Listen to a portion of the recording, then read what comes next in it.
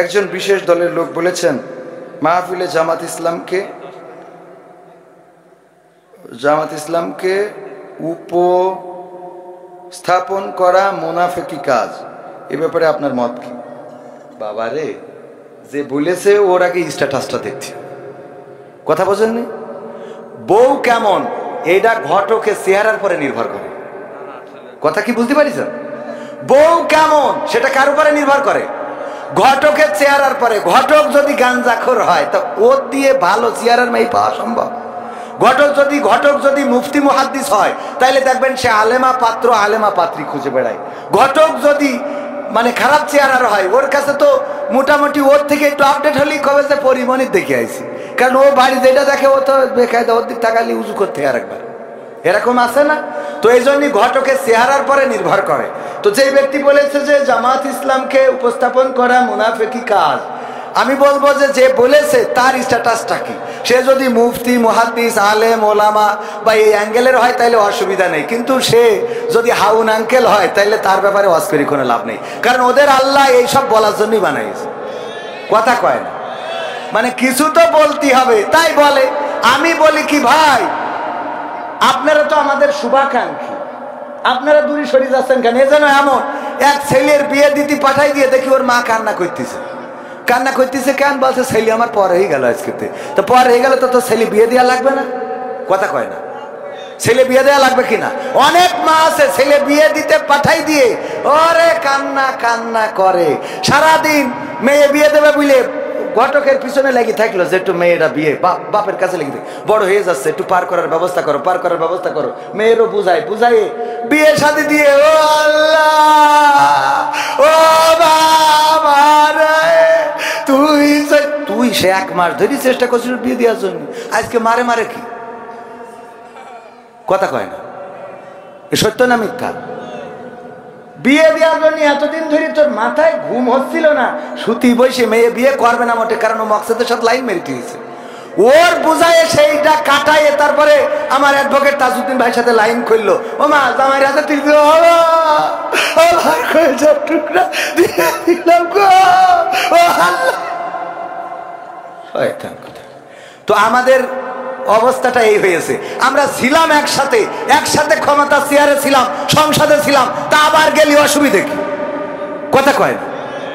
তো একসাথে যদি ক্ষমতায় যেতে পারি, থাকতে পারি, এখনো আমরা আবার ক্ষমতায় একসাথে যাওয়ার স্বপ্ন দেখি, এ নিয়ে এত ঝামেলা হবে কে জন্য? এ জানো ওই সেই ছেলে বিয়ে দিয়ে আড়ালে কান্দা মতো, ঠিক না বেঠিক? আল্লাহ হেদায়েত নসিব করে দিন, বলেন আমি আলোচনায় আসি। মরলে মানুষ দাম বাড়ে তার, ওরে মরলে মানুষ দাম বাড়ে তার, বাঁচতে অবহেলা। দুনিয়ার এই রং বাজারে এটা কেমন খেলা দয়াল, দুনিয়ার এই রং বাজারে এটা কেমন খেলা, দুনিয়ার এই রং বাজারে এটা কেমন খেলা দয়াল, দুনিয়ার এই রং বাজারে এটা কেমন খেলা।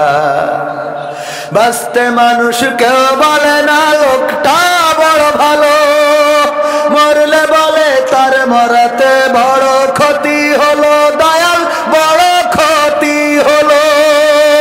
বাঁচতে মানুষ কেউ বলে না লোকটা বড় ভালো, মরলে বলে তার মরাতে বড় ক্ষতি হলো দয়াল, বড় ক্ষতি হলো।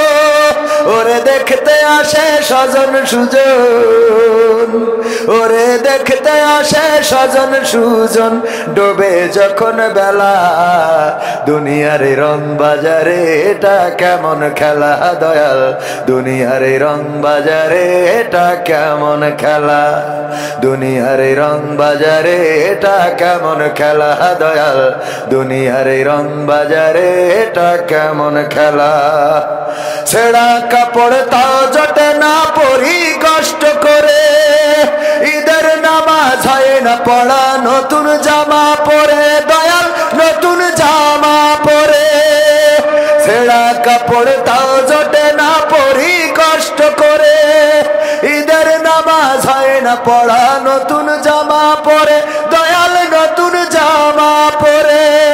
ওরে নতুন কাপড় জুটবে জানি, ওরে নতুন কাপড় জুটবে জানি ফুরাইলে বেলা, দুনিয়ার এই রং বাজারে এটা কেমন খেলা দয়াল, দুনিয়ার এই রং বাজারে এটা কেমন খেলা, দুনিয়ার এই রং বাজারে এটা কেমন খেলা দয়াল, দুনিয়ার এই রং বাজারে এটা কেমন খেলা। ভাঙা ঘরে দিন কেটে যাই বছর ঘুরে যুগ, এই জীবনে পাইলাম না তো একটু ভবের সুখ দয়াল, একটু ভবের সুখ। ভাঙা ঘরে দিন কেটে যাই বছর ঘুরে যুগ, এই জীবনে পাইলাম না তো একটু ভবের সুখ দয়াল, একটু ভবের সুখ। ওরে মরলে আসে ঘর বানাতে, ওরে মরলে আসে ঘর বানাতে, করে না অবহেলা, দুনিয়ার এই রং বাজারে এটা কেমন খেলা দয়াল, দুনিয়ার এই রং বাজারে এটা কেমন খেলা, দুনিয়ার এই রং বাজারে এটা কেমন খেলা দয়াল, দুনিয়ার এই রং বাজারে এটা কেমন খেলা। ওরে মরলে মানুষ দাম বাড়ে তার, মরলে মানুষ দাম বাড়ে তার, বাঁচতে অবহেলা, দুনিয়ার এই রং বাজারে এটা কেমন খেলা দয়াল, দুনিয়ার এই রং বাজারে এটা কেমন খেলা, দুনিয়ার এই রং বাজারে এটা কেমন খেলা দয়াল, দুনিয়ার এই রং বাজারে এটা কেমন খেলা। কথা ঠিক বললাম না বেঠিক বললাম? এই দুনিয়ায় যে জীবন্ত মানুষের, জেতা মানুষের দাম কম, মারা গেলে তার দাম বাড়ে না কমে? দাম বেড়ে যায়। যদি কেউ পাঞ্জাবির জন্য, একটা জামার জন্য টাকা চায়, যদি কেউ একটা পোশাক কেনার জন্য, একটা লুঙ্গি কেনার জন্য আপনার বাড়ি দরজার সামনে দাঁড়ায়, না দেওয়ার মতো মানসিকতা আমাদের এখনো তৈরি হয় নাই। কিন্তু যদি কেউ মারা যায় আর বলে তার কাফনের কাপড় কেনার টাকা লাগবে, দেওয়ার মানুষ আছে না নাই? তার মানে মরা মানুষের দাম বেশি। এই শীতের সময় কম্বলের দরকার, শীতের কাপড়ের দরকার। অনেকের পায়ে জুতা নাই, ছোট্ট বাচ্চা ঘুরে বেড়ায়। যদি ঢাকা শহরে যান দেখবেন বাস স্ট্যান্ডে, বাস স্টেশনে, রেল স্টেশনে অনেকেই শুয়ে আছে, নিচেই শেখ হাসিনা, উপরে খালেদা জিয়া। আছে না নাই? ফখরুল ইসলাম আলমগীর নিচে, আর উপরে ওবায়দুল কাদের। বুঝেছেন তো এটা কি? কি কত? হ্যাঁ, ব্যানার, ব্যানার। হ্যাঁ হ্যাঁ, বুঝতে পারিছেন তো? এই ব্যানার একটা বিছাইছে আর একটা উপরে দিয়েছে, নিচেই শেখ হাসিনারে বিছাইছে, উপরে খালেদা জিয়া। এইগুলো নিয়ে শুয়ে থাকে। তাদের একটা কম্বল, একটা পার্টি, একটা এই জাতীয় শীতের কোনো পোশাক যদি কেউ দেয়, ওদের অন্তরাত্মা খুশি হয়ে যাবে, আল্লাহর আরশ খুশি হয়ে যাবে। এটা করার মানুষ পাওয়া যায় না। চিকিৎসার জন্য যদি কেউ টাকা চায়, দেওয়ার মতো মানুষ নাই। কিন্তু তার যারা যারা দাফন কাফনের জন্য দেওয়ার লোক আছে না নাই? যদি কারো ঘর পড়ে যায়, ঘর ভেঙে যায়, ঝড়ে উড়ে যায়, আর যদি বলে একটা বাঁশ দেন আমার ঘরটা ঠিক করবো, যদি আমার ভাইকে বলে ভাই ঝাড় থেকে কি বাঁশ দিয়ে, কয় এই মাসে ঝাড়ে বাঁশ কাটা হারাম, তুমি জানো না? মানে হাদিস দেখাবে যে এই মাসে ঝাড়ে বাঁশ কাটতে, এখন কুড়া বের হবে। কি বের হবে? কুড়া বের হওয়ার সময় বাঁশ কাটতে নেই, বলে না ভাইজান? এখন বাঁশ কাটা যাবে না ঝাড়ে। কিন্তু যদি কেউ মারা যায়, তার কবরের বাঁশের অভাব পড়েছে, এমন কোন কবর কি দুনিয়ায় হয়েছে? না, হয় নাই। সবাই বাঁশ দিতে রাজি। ওগো আমার ভাইয়েরা, এই জন্য আমি বলেছি মরা মানুষের দাম বেশি, জেতা মানুষের দাম কম। ঠিক তো? অথচ জীবন্ত মানুষের দাম বেশি দেওয়ার দরকার। আজকে এখানে আমরা যারা এসেছি, চেষ্টা করব আমাদের যতটুকু, এখানে এই যে যুব সংঘ মাহফিলের আয়োজন করেছে, তারা সামাজিক কাজ করে থাকেন, আমি ওদের ব্যাপারে আলোচনা করব। কিন্তু মানে আগেই এইটা বলছি যে ওরা যে সামাজিক কাজ করে, এই সামাজিক কাজের সাথে ব্যক্তি অবস্থান থেকে আমাদের মানে যতটুকু পারা যায় সহযোগিতা করার পাশাপাশি নিজেরাও এই কার্যক্রম চালিয়ে নেওয়া দরকার। বলেন ঠিক না বেঠিক? এতে করে কি হবে? আল্লাহর আরশে আজিম খুশি হয়ে যাবে। একজন জুতা কালি করে দিলেন আমাদের গাবতলী বাস স্ট্যান্ডে, গাবতলী বাস স্ট্যান্ডে একজন হিন্দু ছোট্ট বাচ্চা। তো জুতা কালি করে দেওয়ার পরে বললাম বিল কত হয়েছে? কইলো 30 টাকা মনে হয়। আমি ওরে দিলাম 50 টাকা।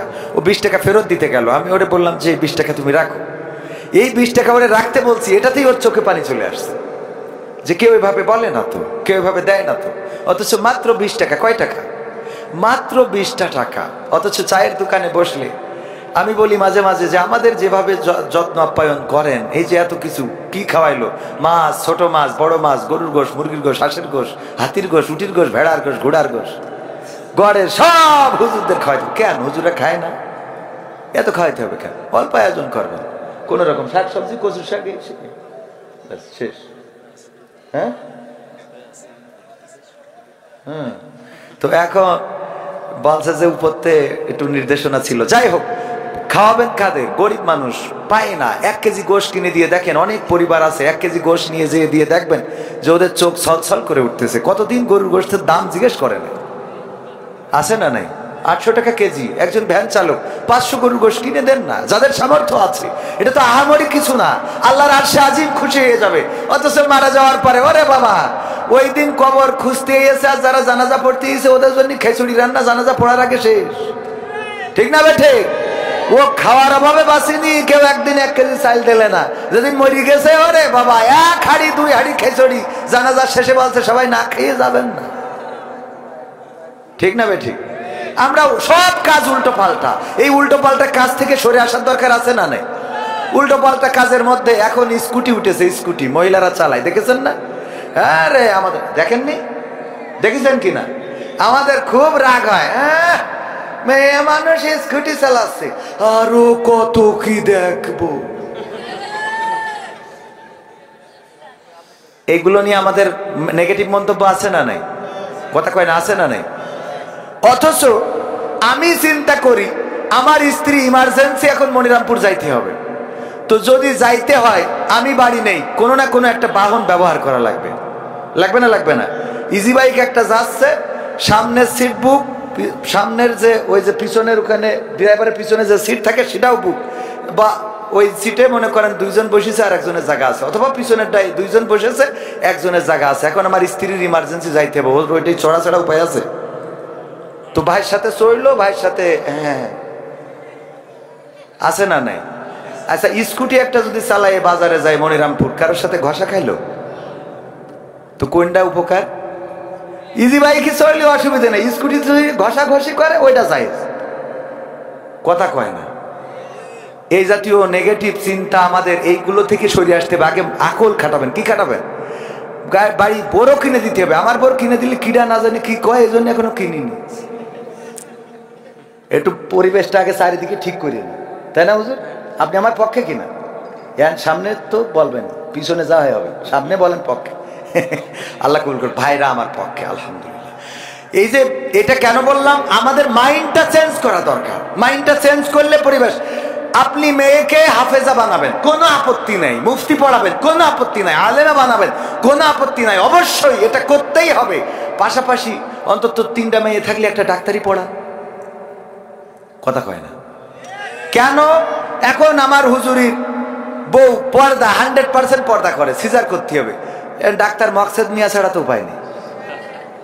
উপায় আছে তো? 100% পর্দা। এক বাচ্চা হতে যাই তো দুনিয়া সব দেখাই চলে আসি। এই সত্য বলছি না মিথ্যা বলছি? তো সব আলেম বানালেন, ডাক্তার তো পড়াচ্ছে সব হিন্দু, বৌদ্ধ, খ্রিস্টান। এইগুলো যারা ওরা গুরুত্ব, হিন্দুরা তার আলেম হতে আসে না, আসে? ওরা তার মাওলানা মুফতি হতে আসে না, আসে? তো ওরা কি করেছে দেখলো, আমাকে তো আর হাফেজ টাফেজ হওয়া লাগবে না, তো আমরা এই ডাক্তার হই। দেখবেন বড় বড় ডাক্তার হিন্দু, খেয়াল করি দেখে। এরপরে শুধু তাই না, আরো তো বাংলাদেশের ডাক্তার কইছে যে তোমার তেস মারা সারা, এবার যা মনে চাই খাও। অমনি ভিসা করি ভারতে দৌড় ধরে, যে ইমান চাই এখানে হারাইছে হারাইছে, এবার ভারতে যে আর একটু দিয়ে আসি। কথা কয় না? সত্য না মিথ্যা? বাংলাদেশের ডাক্তার যদি মুসলমান ডাক্তার বলি দেয় যে তোর আবুল হায়াত শেষ, আর বাঁচবি নেই, তারপরেও চিন্তা করে একটু ভারতে যাই দেখি, ওখানে যাই কি করা যায়। ওখানে যাই না নামাজ পড়ার জায়গা আছে, না সামনে সিজদায় যাবেন তাও মূর্তি, সেখানে যাইও মোটামুটি আজ যেটুক ইমান ছিল ওটুক থেকে চলে আসে। তাহলে তুই একটা ভালো ডাক্তার, একটা হাফেজে কোরআন, আমাদের এখন তো জেনারেল শিক্ষা হয়েছে, আমার আকিজ কলেজিয়েট স্কুলে ডাক্তারও পড়ে আবার কোরআনের হাফেজও হয়। আপনারা দেখে এসে আকিজে কোরআনের হাফেজ কিন্তু জেনারেল, মানে মাদ্রাসায় পড়ায় না, বাবার কোরআন হাফেজ, ম্যাট্রিক পাস করতে করতে হাফেজে কোরআন। তার মানে আমি মাদ্রাসার বিরুদ্ধে নিরুৎসাহিত করছি না, অবশ্যই পড়াবেন, কিন্তু এগুলোকে আমাদের মাইন্ড সেট আপটা চেঞ্জ করতে হবে যে এইটা ওর মেয়ে ডাক্তারি পড়ছে, ও নষ্ট হয়ে গেছে। কেন নষ্ট হয়েছে? ও ডাক্তারি পড়ছে তোর পরিমাণ রক্ষার জন্য, কথা কয় না, কারণ তা না হলে তো পর্দা তরক হয়ে যাবে। আল্লাহ আমাদের সহি সমজ দান করুন, বলেন আমিন। আবার বাচ্চারা মসজিদে গেলে কিছু মুরব্বীদের চুলকানি শুরু হয়, এরকম আছে না নাই? শুরুতে এগুলো বলে রাখি, বাচ্চারা মসজিদে গেলে রে বাবা উনি তাশাহুদ পড়ে, আত্তাহিয়াতু লিল্লাহি ওয়া সালাতু, কাজ ছেলি যে চিল্লাচ্ছে আত্তাহিয়াতু লিল্লাহি ওয়া সালাতু আত-তাইয়্যিবাতু আসসালামু আলাইনা, কাজ ছেলি নামাজটা শেষ করে নি, আল্লাহুম্মা সাল্লি আলা মুহাম্মাদ ওয়া আলা ধরবো আল্লাহ, কাজ ছেলি যে এত চিল্লায় কেন? মানে ও দোয়া পড়া যেমন তেমন খালি আছে, এটার পরে এবার যেই সালাম ফিরাই ফিরে এই কাজ ছেলি রে, এই জুম্মা দিলে এই টিকড়ি আইগনি আছে না নাই? বাচ্চা মসজিদে গেলে মিজাজ খারাপ হয়ে যায়। ধমক কাকে বলে? একটু দৌড় দিয়েছে সিজদার মধ্যে, দৌড় তো দেবে, মক্কায় দৌড় দেয়, মদিনায় দৌড়, সামনে দৌড়ে বেড়ায়, গেছেন না ভাই? হ্যাঁ, সামনে দৌড়ে বেড়ায়, বাচ্চাদের তো দৌড়ে দিতে, ওদের কাজই হলো দৌড়ায়, ওই এমন ধমক দেয়। অথচ এই মুরব্বীরা কোনোদিন বাচ্চা প্রথমে বিড়ি ধরার আগে লাউয়ের ডগা টানে। কি টানে? হুজুর জানে না মনে হয়? লাউয়ের ডগা টানাকে কেন্দ্র করে কোনো মুরব্বী ধমক দিয়েছে দেখেছেন কোনোদিন? ক্যারাম বোর্ডের আড্ডায় রয়েছে বাচ্চারা, ছোট ছোট বাচ্চা ক্যারাম বোর্ড খেলছে, কোনোদিন ধমক দিতে দেখেছেন? তাস খেলতেছে, কাঠ খেলতেছে, দোকানের পিছনে মাল খাচ্ছে, বিড়ির মধ্যে ফেলাই দিয়েতে গাঞ্জা টানতেছে, এক জায়গায়ও কোনো মুরব্বীর পালাম না ধমক দিতি। অথচ মসজিদি বাচ্চা যে যদি একটুখানি করেছে, এই তোর বাপের নাম কি, এই তোর রাখতে পারে কিনা,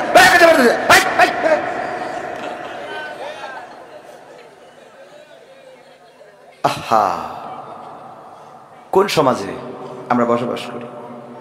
অথচ এই যে মুরব্বী ধমক দিচ্ছে, ও যৌবনকালে প্রবাসীদের বেড়া ভেঙে বেড়াইছে। খুঁজে দেখেন, ও যৌবনকালটা ছিল পুরাটাই দাড়ি রাখা তো দূরের কথা, মানুষের বেড়া ভেঙে শেষ করবে, তরকারির বেড়া। বড্ড হাজি, এই জন্য মুরব্বী আমার মাদ্রাসার বেড়া ভেঙেছে, নামাজ পড়ে আমার মাদ্রাসার বাউন্ডারি ভেঙেছে, নামাজ পড়ে আজান দিয়ে। এই মুরব্বীগুলো মাদ্রাসার আলেমদের বিপক্ষে, আমার মাদ্রাসার বাউন্ডারি, নামাজিরা নামাজ পড়ে ভেঙেছে। কি দরকার এই নামাজের? আল্লাহ বললেন ইন্নাস সালাতা তানহা আনিল ফাহশাই ওয়াল মুনকার, নিশ্চয় নামাজ অশ্লীল এবং খারাপ কাজ থেকে বিরত রাখে। আর আপনি নামাজ পড়ে আজান দিয়ে খারাপ কাজ করতেছেন, বিড়ি ছাড়তে পারলেন না, আমিন যখন বলেন তখন মনে হয় যে খানিক দূরে সরে যায়, তারপর খানিক পরে আসবে, ঠিক না বে ঠিক? আমিন বলার সময় দুই পাশে কান্দের ফেরেশতা তো আগের থেকে চলে যায়, যে পরে এসে সব লিখবেন। আপাতত তুই আমিন বলিয়ে নে, ঠিক না বে ঠিক? নিজেদের হুজুর একটু দোয়া করেন আমার বউ যেন একটু পর্দা করি চলে। তুই 20টা মহিলার সাথে তোর লাইন, তোর বউ পর্দা করবে কি পাগলাম পাইছিস? কথা কয় না। নিজে বিলকিসের সাথে কথা মারবা, বিলকিস হ্যালো কেমন আছো, আর তোমার বউ বল্টুর সাথে কথা বলবে না, তুমি পাকামো পাইছো। পরিবর্তন আগে নিজের দরকার। আপনি ফজরের সময় নাক ডেকে ঘুমাচ্ছেন, কম্বল টেনে নিয়েছেন, আর বউ তাহাজ্জুদে বসে রয়েছে এখন আপনার জন্য, তাই মনে হয়? আপনার মনে হয় ফজর বলছে যে বল দিন এই বেড়ার মধ্যে, এক বেড়ার মধ্যে ছাগল ছিল 5টা, 3টে বেরোয় গেছে, আর কটা থাকে? বলছে একটাও থাকে না। 3টে বেরোয় গেলে কটা থাকে? হ্যাঁ, 5টার মধ্যে 3টে বেরোয় গেছে, কটা থাকে? 2টা। বলছে একটাও থাকে না। বলছে একটা থাকে না মানে 3টে বেরোয় গেছে, এখনো 2টো না থাকার কথা। বলছে আপনি ছাগলের ধর্ম জানেন? ও 3টে বেরোয় গেলি 5 ও 2টো চলে গেল। 3টে বেরোলি ও 2টো ওর মধ্যে থাকবে না, ও পিছন দেবে, ও 2টো ওকে পিছন দিয়ে চলে গেছে। আমি যাই দেখে আসেন। তা তুমি মিয়া যদি নামাজ না পড়ো, তোমার বউ তাহাজ্জুদ পড়া তো দূরের কথা, ও আগে যা পড়িল ওইগুলোর জন্য আরো মাপ চাবে, আল্লাহ ভুল করে ফেলিস। কারণ আগে তোমার ভালো হইতে হবে। স্বামী ইক্তেদাহি তু বেহেজাল ইমাম, তাই এখন এই গেছে ইক্তেদাহি তু ভেজাল ইমাম, ঠিক না বেটে?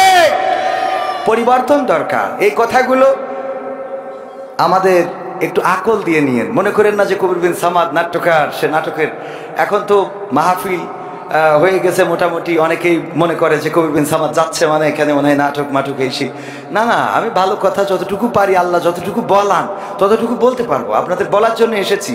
তবে শুধু শুনবেন, এই কান দিয়ে আর এখান দিয়ে বের করে দেবেন, এটা করা যাবে আল্লাহ বলেছেন ওয়াইযা কুরিয়াল কুরআনু ফাসতামিউ লাহু ওয়া আনসিতু লাআল্লাকুম তুরহামুন। যখন তোমাদের সামনে কোরআন বলা হবে, কোরআন পড়া হবে, তখন তোমরা চুপ থেকে হৃদয়ের কান দিয়ে ফাসতামিউ। সামি এটা হুজুরে আরো ভালো ব্যাখ্যা করতে পারবে, আমি শব্দ সামি আল্লাহু লিমান হামিদা বলি না আমরা, তো এখানে সামিয়া শব্দ ব্যবহার করলে হয়ে যেত, কিন্তু ফাসতামিউ তার মানে উত্তম ভাবে শুনবা, সুন্দরভাবে শুনবা, একদম মন দিয়ে হৃদয় দিয়ে। আল্লাহ যাদেরকে এখানে বলতে দিয়েছেন, আমার ভাইজান আমার থেকে অনেক বড় আলেম, আমার মুফতারাম গোলাম রব্বানী ভাই, উনি আলহামদুলিল্লাহ ওনার জুতা বহন করে দিতে পারলে আমি নিজেকে ধন্য মনে করতাম, কিন্তু আমার মতো হতভাগাকে ওনাদের পরে দিতে হয় কেন? এটাও আপনাদের দোষ। কাদের দোষে? কাদের দোষ বলেন? হ্যাঁ, আমি নেমে যাব, উনি ওয়াজ করতে উঠলে এখানে বুকে হাতে বলেন তো আপনারা কয়জন থাকতেন? হ্যাঁ, তাইলে দোষ আমার না আপনাদের? হ্যাঁ, তাইলে আমারও দোষ আছে, তো আমরা সবাই মিলে পরিবর্তন হবো ইনশাআল্লাহ। আল্লাহ তৌফিক দিন, বলেন আমিন। তাইলে কি আলোচনা শুরু করব? খোঁজালিপুর দক্ষিণপাড়া যুব উন্নয়ন সংঘের ৩য় প্রতিষ্ঠা বার্ষিকী উপলক্ষে ইসলামী সাংস্কৃতিক সন্ধ্যা ও তাফসিরুল কোরআন মাহফিল। কাজটা ভালো না খারাপ? এই কাজ নিয়ে বাধা আছে না নাই? ভালো কাজে বাধা থাকবে, এটাই স্বাভাবিক। যদি বাধা না থাকে তাহলে বুঝবেন ভালো কাজ হচ্ছে না। কথা কয় না? যতদিন আপনি ভালো কাজ করবেন ততদিন। আপনি দেখেন আমির হামজা ভাই কত নবীর সাহাবীদের নাম বলেছে, উমরের, আবু বকরের রাদিয়াল্লাহু তাআলা আনহু, তারপরে হামজা রাদিয়াল্লাহু তাআলা আনহু, বা অন্যান্য সব সাহাবী, যত সাহাবী আছে, মুআজ সবার নাম বলেছে না? হঠাৎ যে রাশমিকা মান্দানার নাম বলেছে, সেই গোটা দেশ কেঁপেছে না কাঁপে নাই? কথা কয় না? মুহতারাম ডক্টর মিজানুর রহমান আজহারি ভাই কত ভালো কথা বলেন, হঠাৎ সিক্স প্যাক বলেছেন অথবা কাউবয় বলেছেন। এটা বলা উচিত না, এটা ঠিক আছে, এই রাসূলের শানে এটা যায় না, কিন্তু ভালো কথাগুলো যে জীবনে শেয়ার দেয় না, সেই কথাগুলো শেয়ার দিয়েছে। কথা কয় না? মুহতারাম হাফিজুর রহমান সিদ্দিকী হুজুর হাফিজাহুল্লাহ কুয়াকাটা, উনি সারা জীবন কত ভালো কথা বলেছেন, কত ভালো, তার ওয়াজ শুনে কত মানুষ দাঁড়িয়ে রেখেছে, কত মানুষ নামাজি হয়েছে। এইগুলো আইডিতে না পাওয়া গেলেও যেটাই বলেছে, ওরে বাটপার, আইডিতে আছে না নাই? তার মানে আমাদের মানসিকতা হলো খারাপটাকে অ্যাকসেপ্ট করে নিয়ে আমরা সেটাকে প্রচার করা। আমি চাচ্ছি খারাপটা, আর মুখে বলতেছি ভালো কিছু। ভালো কিছু যদি হয়তো আপনার মধ্যে তো একটা দেখা যেত। আপনার ফেসবুক আমরা ঘেটে ঘেটে দেখি, আমাদের যারা সমালোচনা করে, সারাটা ফেসবুক জুড়ে একটাও পজিটিভ পোস্ট নাই, যেটাই ভুল করেছি, যেটাই খারাপ বলেছি, বা যেটাই স্লিপ অফ টাং হয়েছে সেটা তার আইডিতে আছে। তার মানে ও কি ভালো মানুষ? খারাপটা ধরে নিয়ে বেড়াও। 10টা কাজের মধ্যে একটা ভুল হইতেই পারে। কাজ করে যে ভুল হয়, ভুল করে সে, ঠিক না বেটি? কাজ আছে যার, ভুল আছে তার। যার কাজ নেই ওর ভুল হবে কি করে? কাজই তো করে না, তা ভুল হবে কি? কাজ করতে গেলে ভুল হবে। আপনি যদি ভালো হন তাহলে ভুলটা সরাই দেবেন, সংশোধন করে দেবেন। কিভাবে? সুন্দর করে তারে বুঝাবেন, ভাই এই কাজটা এইভাবে না করে এইভাবে করলে ভালো হতো, এটা করেন। এটা না করে আমরা শুরু করে দিলাম। আল্লাহ আমাদের হেফাজত করুন। এই যুব সংঘের যে প্রতিষ্ঠা বার্ষিকী, ওরা চাইলে এখানে অন্য কিছু করতে পারতো, এখানে কনসার্ট করতে পারতো, মমতাজ মার্কা শিল্পী আনতে পারতো, তারপরে অন্য এই জাতীয় করতে পারতো না? পারতো না? যুবকেরা করে না, কিন্তু তারা তাফসিরুল কোরআন মাহফিলের আয়োজন করেছে। এটা প্রমাণ করে এই যুবকেরা ভালোর পক্ষে আছে, আলোর পক্ষে আছে। সুতরাং তাদের পক্ষে থাকার দরকার আছে না নাই? আল্লাহ তাদের পক্ষে থাকার তৌফিক দান করুন। আজকে প্রধান সভাপতিত্ব করছেন জনাব মোহাম্মদ রুহুল কুদ্দুস সাহেব। এছাড়া পরিচালনায় রয়েছেন আমাদের শ্রদ্ধাভাজন বড় ভাই মহিরুদ্দিন সাহেব। সার্বিক তত্ত্বাবধানে রয়েছেন মোহাম্মদ তুহিন রেজা। প্রধান অতিথি হিসাবে আসবেন আমার ওস্তাদ, আমার আব্বার বন্ধুবর, একই সাথে চলেছেন, একই পথে চলেছেন, জনাব অ্যাডভোকেট গাজী এনামুল হক। একই স্টেজে অসংখ্য জায়গায় ওয়াজ করেছেন, কথা বলেছেন আমার শ্রদ্ধাভাজন ওস্তাদজি। তিনি আসবেন, যিনি বিশিষ্ট আইনজীবী, জেলা ও দায়রা জজ আদালত যশোর ও সুপ্রিম কোর্ট ঢাকা। এছাড়া আমার আগে আলোচনা করেছেন আমার প্রিয় ভাই, কলিজার টুকরা, ইসলামী আন্দোলন বাংলাদেশের অন্যতম একজন কর্মী, মদিনাবাগ কারিমিয়া মাদ্রাসার সম্মানিত মুফতামিম জনাব মুফতি গোলাম রব্বানী যশোরী সাহেব। আলোচনা করেছেন হযরত মাওলানা মুফতি জহিরুল ইসলাম। এছাড়া অতিথি হিসাবে থাকার কথা জনাব অ্যাডভোকেট তাজউদ্দিন আহমদ। ও দূর, আপনি তো রয়েছেন আমার পাশে। তো আলহামদুলিল্লাহ, এছাড়াও আরো গণ্যমান্য ব্যক্তিবর্গ আমার ডানে বামে রয়েছেন। আমার সামনে উপবিষ্ট দিনদারি মানদারা মুসলমান ভাই বাবাজিরা, পর্দার অন্তরালে মা বোনেরা, এবং মা বোনদের মধ্যে আমি আজকে গাড়িতে আসার পথে আমার সহকর্মীদের বলছিলাম যে মা বোনদের নিয়ে আজকে ওয়াজ করব। কেন? দুইজন মাকে দেখলাম কুজো মানুষ, কুজো হয়ে খুঁড়িয়ে খুঁড়িয়ে আসতেছে সাথে। আর খেয়াল করেছেন না? তো এই যে মায়েরা এই শীতের রাত কষ্ট করে আসে, আমরা সামনে যাদেরকে পাই তাদের ব্যাপারে ওয়াজ করি, পুরুষদের ব্যাপারে, মা বোনদের ব্যাপারে ওয়াজ করা হয় না। মা বোনেরা পুরুষদের থেকে বেশি না কম? প্রায় জায়গায় গেলেই বলে, হুজুর মা বোনদের প্যান্ডেলে জায়গা হচ্ছে না, পুরুষ প্যান্ডেল এখনো ফাঁকা আছে, একটু বলে দেন। আমি কই যে অল্টারনেট করে দেন, এদেরও এনে দেন ওদেরই এনে দেন। কারণ পুরুষরা যদি প্যান্ডেল ভরাইতে না পারে তো মা বোনরা ওখানে ভরাই ফেলেছে, ওদের সামনে দেন, আর এদের দেন প্রজেক্টরের সামনে। কারণ পুরুষরা এনে তো আসবে কি, ওদের তো গবেষণা করতে করতে দিন শেষ। আর বেলা শেষে চায় মোটর সাইকেলে গিয়ার দিয়ে বেড়ায়, লাইলাতুল ফেব্রুয়ারি গদখালি যাবে, আছে না নাই? আবার এই কি বলবে, হুজুর একটা হাফেজা মেয়ে খুঁজে দেন তো। তুই হাফেজা, তুই যেটা গদখালি নিয়ে যে ডুপ্লিকেট বানালি ওটা কিটা নেবে? কথা কয় না। আমি বলেছি ঘটক হইতে হবে এমন ছেলে, আগে দেখতে হবে যে ওই ছেলে কেমন। দেখি ও যদি গাঞ্জাখোর হয় তাহলে ডাইল করে একটা মেয়ে এনে দিয়ে দিতে হবে যে বিড়ি টানে সারাদিন। কারণ তোরও বিড়ির গন্ধ ওরও বিড়ির গন্ধ, দুটো মিলে ভালোই প্লাসে প্লাসে প্লাস, মাইনাসে মাইনাসেও প্লাস, ঠিক না বেঠে? কিন্তু আমরা যখন প্লাস মাইনাস করে ফেলি তখন মাইনাস হয়ে যায়। প্লাসে মাইনাসে কি? প্লাসে মাইনাসে কিন্তু মাইনাস, এর মধ্যে কোনো একটা প্লাস হইলে সমস্যা আছে।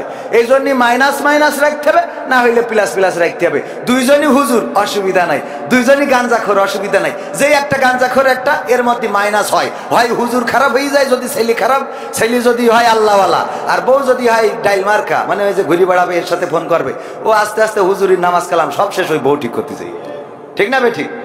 আবার বউ যদি আল্লাহওয়ালা হয়, হুজুর যদি গাঞ্জাখোর হয়, ও এক সময় আস্তে আস্তে সেও মাইনাস হয়ে যায়। এই জন্য প্লাসে মাইনাসে মাইনাস, এটা মাথায় রাখবেন। মাইনাসে মাইনাসেও প্লাস, প্লাসে প্লাসেও প্লাস, বোঝা গেছে তো? একদম অঙ্কের সূত্র দিয়ে দিলাম, যা জীবনে তিনি আজকে এটাও বলে দিলাম, অ্যাডভোকেট মানুষ সহজে বুঝবে।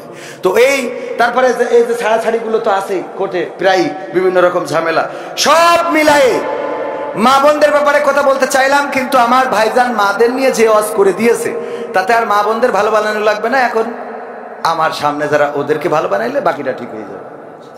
আল্লাহ ভালো হওয়ার তৌফিক দান করুন, বলেন আমিন। তো গণ্যমান্য ব্যক্তিবর্গের মধ্যে অনেকেই আছেন, মা বোনেরা আছেন, সবাইকে আনুষ্ঠানিকভাবে সালাম জানাচ্ছি, আসসালামু আলাইকুম ওয়া রাহমাতুল্লাহ।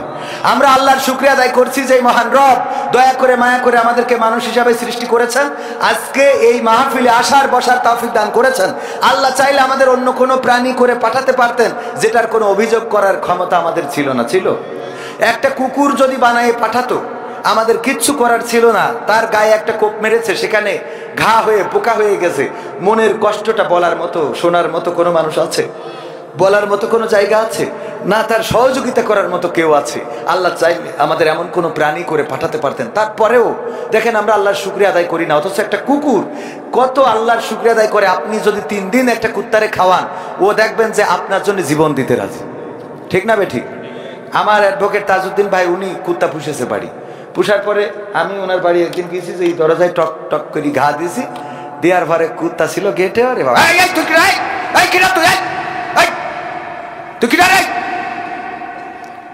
শুরু করি দিয়েছে, আরে বাবা, মানে আজান দিয়ে এই বলে তো নাকি, কুত্তার ভাষায় এটা বলে যে তুই কি ডাক কোনটা আছিস, তোর এত ভাব কিসির, খবরদার গেটের মধ্যে ঢুকবি না। আমি তোর ঢুকে যাবো, খবরদার খবরদার ঢুকে যাবো না।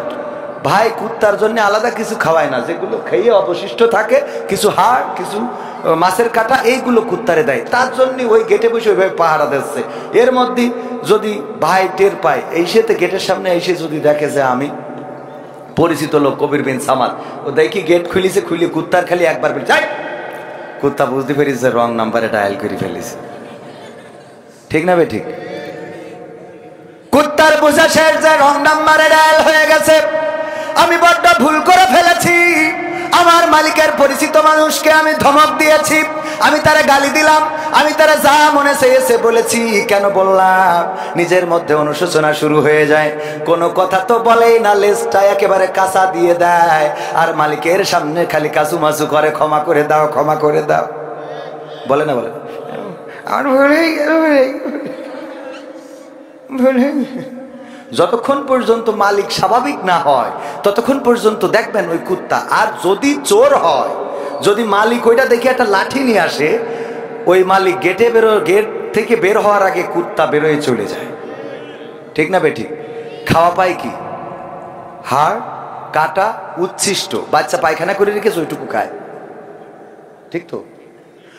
এই কুত্তা যদি এতটুকু খেয়ে মানুষের এত গোলামি করতে পারে, মালিকের যদি এত দেখে রাখতে পারে, যদি সে গেটে পাহারা দিতে পারে রাত জেগে জেগে, যে আল্লাহ আমাদের হাত দিলেন, পা দিলেন, চোখ দিলেন, কান দিলেন, কথা বলার শক্তি দিলেন, এত সুন্দর চেহারা দিলেন, আল্লাহ রাব্বুল আলামিন আমাদের রাজনীতি করার তৌফিক দিলেন, আবার শেখ হাসিনারও বিদায় করে দিলেন, ঠিক না বেঠিক? পরিবেশটা শান্ত করে দিলেন, যে আল্লাহ রাব্বুল আলামিন এত নিয়ামত আমাদের দিলেন। একটা বউ দিয়েছেন, শীতের রাতে কম্বল গরম করা থাকে, আপনি তো তাস খেলে যেয়ে ঢোকেন খালি, ঠিক না বেঠিক? বউ দিয়েছে কার কার? হাত উঁচু করেন। বিয়ে করেছেন কয়জন? এটা হাত উঁচু করেন। লজ্জার কিছু নেই তো, আর একটা করবেন, দান্দা আছে, হাত উঁচু করেন।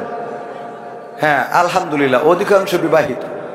আচ্ছা শীত আর হাত বের করতে, ও বিয়ে করে, অত শোনে কিনা, অসুবিধা নেই। এই যে স্ত্রী, এটাও আল্লাহ রাব্বুল আলামিনের দেয়া নিয়ামত, বলেন সুবহানাল্লাহ। বিয়ের জন্য কত মানুষ, কত মেয়ে দেখছে, পছন্দ হচ্ছে না, কত কবিরাজের কাছে যায়। দেখেন দিন আমার বিয়ে, হুজুরের কাছে যাই, হুজুর ফুটো দিয়ে কয় তোমার তো বিয়ে বন্ধ করতে গেছে, তা কি করতে হবে? তা 5,001 টাকা লাগবে। এই যে 5,001 টাকা দিয়ে দিলে, আবার বউ রাখার জন্য ওই বাজারে আপনার শিকড় 4-5টা তুলে নিয়ে গাছ, যে গাছ জীবনে কেউ কোনোদিন ও গাছ কাজেও লাগে না, ও শয়তানেরও লাগে না, মানুষেরও লাগে না, সেই গাছ কয়েকটা তুলে নিয়ে বাজারে বাস্তার পরে নিয়েতে বসেছে। বসিতে এক একজনের হাত দেখে দেখি কয় হুজুর বুঝতে পারিস আপনার তো ব্যাস। এই দেখে এ তো কমন, অনেকের অনেক, এগুলো কমন আছে না? কিছু রোগ আপনার যদি দেখে আমি বলি যে ভাবির সাথে তো আপনার মাঝে মাঝে গোলমাল বাঁধে, হাত দেখে তো গোলমাল বাঁধে না, কথা কয় না। এই জাতীয় কমন কিছু বলে কয় আপনার একটু সমস্যা আছে, হ্যাঁ তো এরপরে যে ব্যাস। যাই হোক, সব মিলাই ভাইরা আমার, আল্লাহ রাব্বুল আলামিন এই নিয়ামত আমাদের দিয়েছেন, বলেন সুবহানাল্লাহ। শুধু তাই নয়, কলিজার টুকরা সন্তান দিলেন, যেই সন্তানের জন্য কত মানুষ কত দরবারে যায়, কত শিরকিয়াতে লিপ্ত হয়, কত পীরের দরবারে গেল, কত মাজারে গেল। কেউ বলল এই গাছটায় যদি একটা ইট বাঁধতে পারো, যদি এই গাছটায় একটা ইট বেঁধে রেখে যাও, তাহলে তোমার স্ত্রীর পেটে গর্ভের মধ্যে সন্তান যাবে। আমরা ওই গাছে ইট বাঁধি, এমন আছে না নাই? শিরকিয়াতে লিপ্ত হয় আল্লাহ বাদে, ওই গাছের সাথে ইট বাঁধে। কত ডাক্তার, কত কবিরাজ, সব জায়গা দৌড়ানো হয়ে গেল।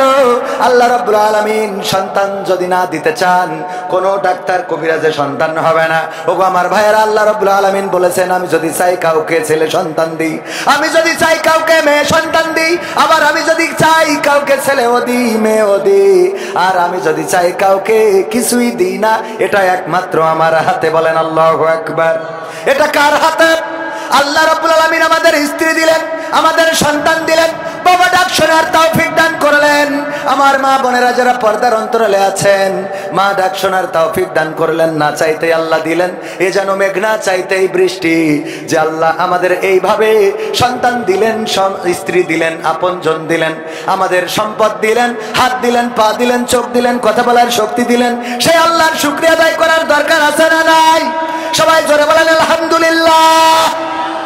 আল্লাহর শুকরিয়া আদায় করে কখনো শেষ করতে পারবো না। ফাযকুরুনি আযকুরুকুম ওয়াশকুরুলি ওয়ালা তাকফুরুন। আল্লাহ বলছেন তোমরা আমাকে স্মরণ করো, আমিও তোমাদের স্মরণ করব। জিকির করা মানে স্মরণ করা, এরকম না যে আমরা আল্লাহ আল্লাহ বলবো, আল্লাহ আল্লাহ বলবেন কবির কবির কবির কবির কবির, এটা না। আমরা আল্লাহ আল্লাহ বলবো, আল্লাহ রাব্বুল আলামিন আমাদের স্মরণ করবেন, আমাদের স্মরণে রাখবেন, আল্লাহ নিয়ামত বাড়িয়ে দিবেন। আল্লাহ বলেছে আমার স্মরণ করো, আমার নিয়ামত খেয়ে অকৃতজ্ঞ হয়েও না। আর আমরা নিয়ামত খাই আর অকৃতজ্ঞ। তাজউদ্দিন ভাই আমার আপেল নিয়ে গেছে বাড়ি, খাইয়ে বলি ভাই আপনি যে আপেল নিয়ে আইছেন, মা আরে বাবা এত স্বাদের আপেল জীবনে খায়নি। ও আপেল কি উনার কারণে স্বাদ হয়েছে? স্বাদটা কার জন্য? এই জায়গায় একটুখানি আলহামদুলিল্লাহ মেরিয়ে দিলে খুব অন্যায় হয়ে যাবে। আলহামদুলিল্লাহ বলা যাবে না? যাবে না। আল্লাহ আমাদের শক্তি দিয়েছেন। কবির বিন সামাদ প্রায় উদাহরণ দিতে চেয়ে বলি, কথা বলতেছি বলেই আছেন, এখনো দাঁড়ানো বসা ভাইরা আছেন, কথা বলতে পারছি তাই। শুধু জবানটা যদি না থাকতো, যদি বলে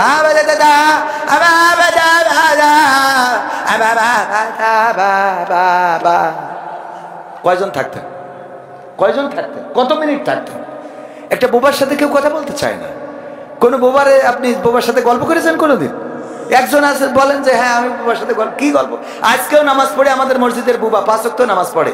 আমাদের গ্রামে 2 জন বুবা আছে, তার মধ্যে একজন নিয়মিত 5 ওয়াক্ত নামাজি।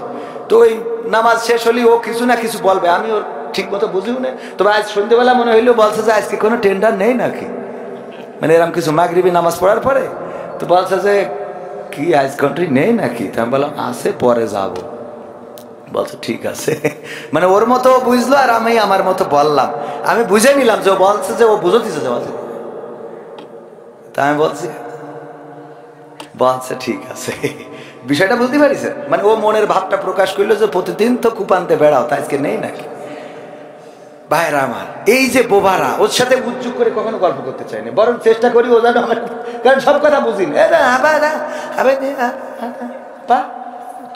ওরে ভাই তুই বকিস না, দিন কি বলছিস বুঝছি আমি, হয়ে গেল, এই গল্প শেষ। বুঝি না তো যে আল্লাহ জবান দিয়েছেন, শুকরিয়া আদায় করবো না? বলেন আলহামদুলিল্লাহ। শুধু তাই না, এরপরেও আছে প্যারালাইজড হয়ে যদি এক সাইড পড়ে যেত, এখানে আসতে পারতাম, লাঠি ভরতে উঠতে পারতাম না। হঠাৎ প্যারালাইজড হয়েছে, কালকে যে বললো এই মনিরামপুরের দোকানের শাটার খুললি, তোর শাটার খুলি বলবো, সেনো না 16 বছর পরে ক্ষমতা পাইছি। হঠাৎ ওই রাত্রি যদি এক পাশ পড়ে যায়, অমনি পরের দিন যাই যদি কয় ভাই অনেক কষ্ট হচ্ছে, বাচ্চা কাচ্চা নিয়ে দোকানটা না খুললি তো বিপদ, এক সাইডে পড়ি,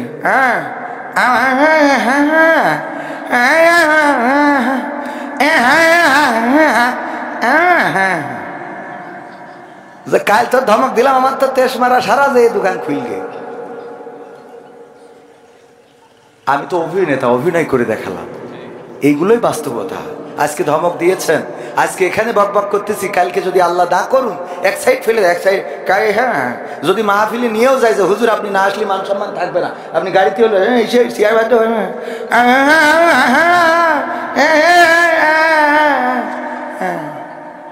আমি শেষ। এর বাইরে কিছু আছে? যে আল্লাহ আমাদের শক্তি দিয়েছেন, বলেন আলহামদুলিল্লাহ। আল্লাহ শুকরিয়া আদায় করে কখনো শেষ করতে পারবো না। একজন বিশেষ দলের লোক বলেছেন মাহফিলে জামাত ইসলামকে উপস্থাপন করা মুনাফিকি কাজ, এ ব্যাপারে আপনার মত কি? বাবারে, যে বলেছে ওর আগে স্ট্যাটাসটা দেখছে, কথা বোঝেননি? বউ কেমন এইটা ঘটকের চেহারার পরে নির্ভর করে, কথা কি বুঝতে পারিস? বউ কেমন সেটা কার উপরে নির্ভর করে? ঘটকের চেহারার পরে। ঘটক যদি গাঞ্জাখোর হয় তো ওর দিয়ে ভালো চেহারার মেয়ে পাওয়া সম্ভব? ঘটক যদি মুফতি মুহাদ্দিস হয় তাহলে দেখবেন সে আলেমা পাত্র আলেমা পাত্রী খুঁজে বেড়ায়। ঘটক যদি মানে খারাপ চেহারার হয়, ওর কাছে তো মোটামুটি ওর থেকে একটু আপডেট হলেই কবে যে পরিমণির দেখে আইছি, কারণ ও বাড়ি যেটা দেখে ও তো বেকায়দা, ওর দিক তাকালি উজু করতে আর একবার, এরকম আছে না? তো এই জন্যই ঘটকের চেহারার পরে নির্ভর করে। তো যে ব্যক্তি বলেছে যে জামাত ইসলামকে উপস্থাপন করা মুনাফিকি কাজ, আমি বলবো যে বলেছে তার স্ট্যাটাসটা কি? সে যদি মুফতি মুহাদ্দিস আলেম ওলামা বা এই অ্যাঙ্গেলের হয় তাইলে অসুবিধা নেই, কিন্তু সে যদি হাউন আঙ্কেল হয় তাইলে তার ব্যাপারে ওয়াজ করে কোনো লাভ নেই, কারণ ওদের আল্লাহ এইসব বলার জন্যই বানাইছে, কথা কয় না, মানে কিছু তো বলতে হবে, তাই বলে।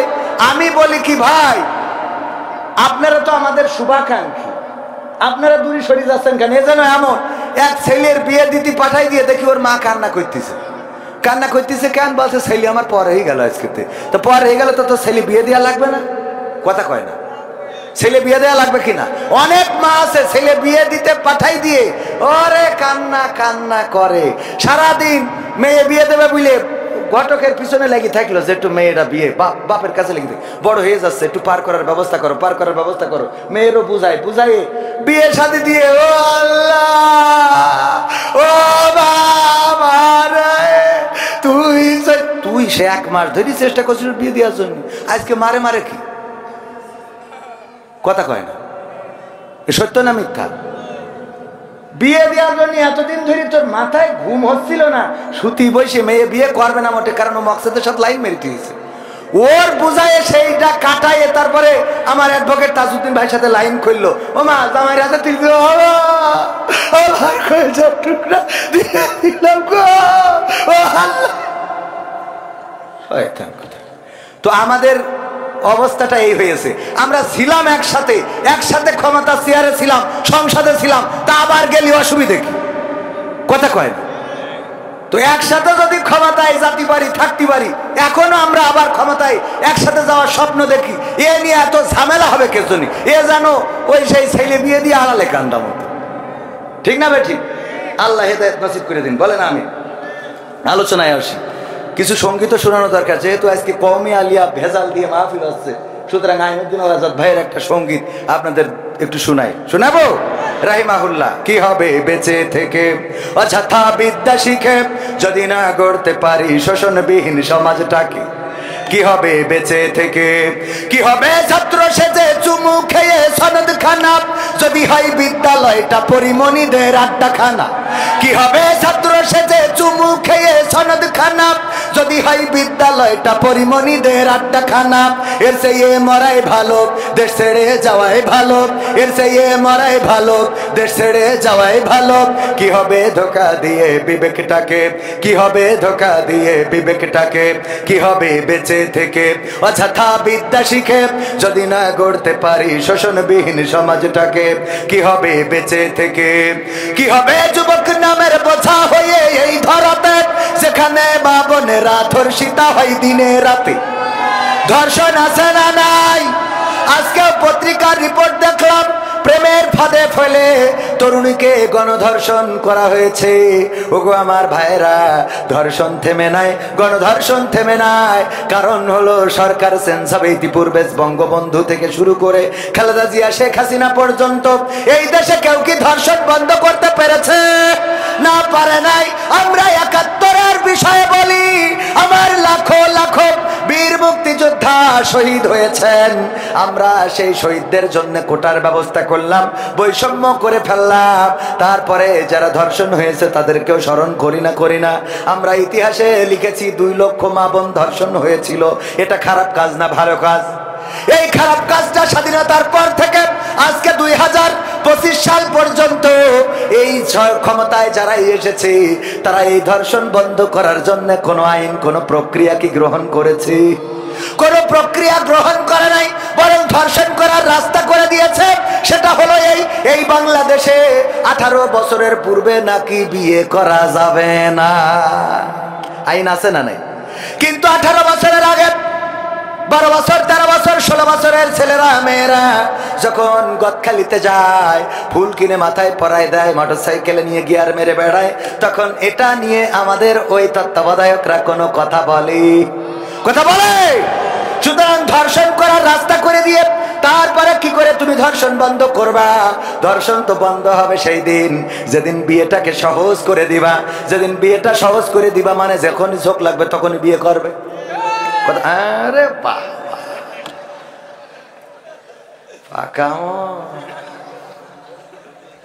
অসুবিধা নেই, দরকার আছে না নাই? চোখ লাগলেই বিয়ে। যেই দেশ আমরা বলি এই স্বাধীনতার মহান স্থপতি বঙ্গবন্ধু শেখ মুজিবুর রহমান, স্বাধীনতার ঘোষক প্রেসিডেন্ট জিয়াউর রহমান, এই স্বাধীনতার স্থপতি আমরা যাকে দাবি করি, সেই লোকটাও বিয়ে করেছিলেন 10 বছর বয়সে। কয় বছর? আমি শেখ হাসিনা বলছি, একটা বই পড়েছি, এই আমি শেখ মুজিবের মেয়ে, একটা বই আছে। এই বইয়ে আমি আগের প্রধানমন্ত্রী শেখ হাসিনার লেখা, নিজের লেখা বইয়ে পেয়েছি যে 10 বছর বয়সে বঙ্গবন্ধু শেখ মুজিবুর রহমান বিয়ে করেছেন। তাহলে 10 বছর বয়সে যদি আমাদের পিতা বিয়ে করতে পারে, বাচ্চারা বিয়ে করলে অসুবিধা কি? কথা কয় না? হ্যাঁ,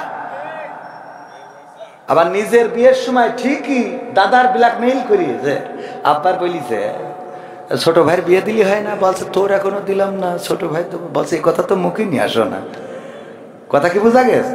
মানে নিজেরটা বলতে পারছে না, তা বলছে ছোট ভাইয়ের আব্বা ছোট ভাইয়ের বিয়ে দিলি হয় না, তো বলছে এখনো তো তোরই দিলাম না, তো ছোট বলছে এই কথা তো মুখে রাখাই নিয়ে আসো না। তার মানে ওর বিয়ের দরকার। তো এইভাবে যুক্তি বুদ্ধি করিয়ে তো বিয়ে করা লাগে। অথচ বাপের বিয়ে কিন্তু ঠিকই দাদার সাথে লাইন ঘাট করি তাড়াতাড়ি করে ফেলেছে। বলে যে প্রতিষ্ঠিত, কিসের প্রতিষ্ঠিত? বিয়ে করার পরে প্রতিষ্ঠিত হবে। কথা কয় না?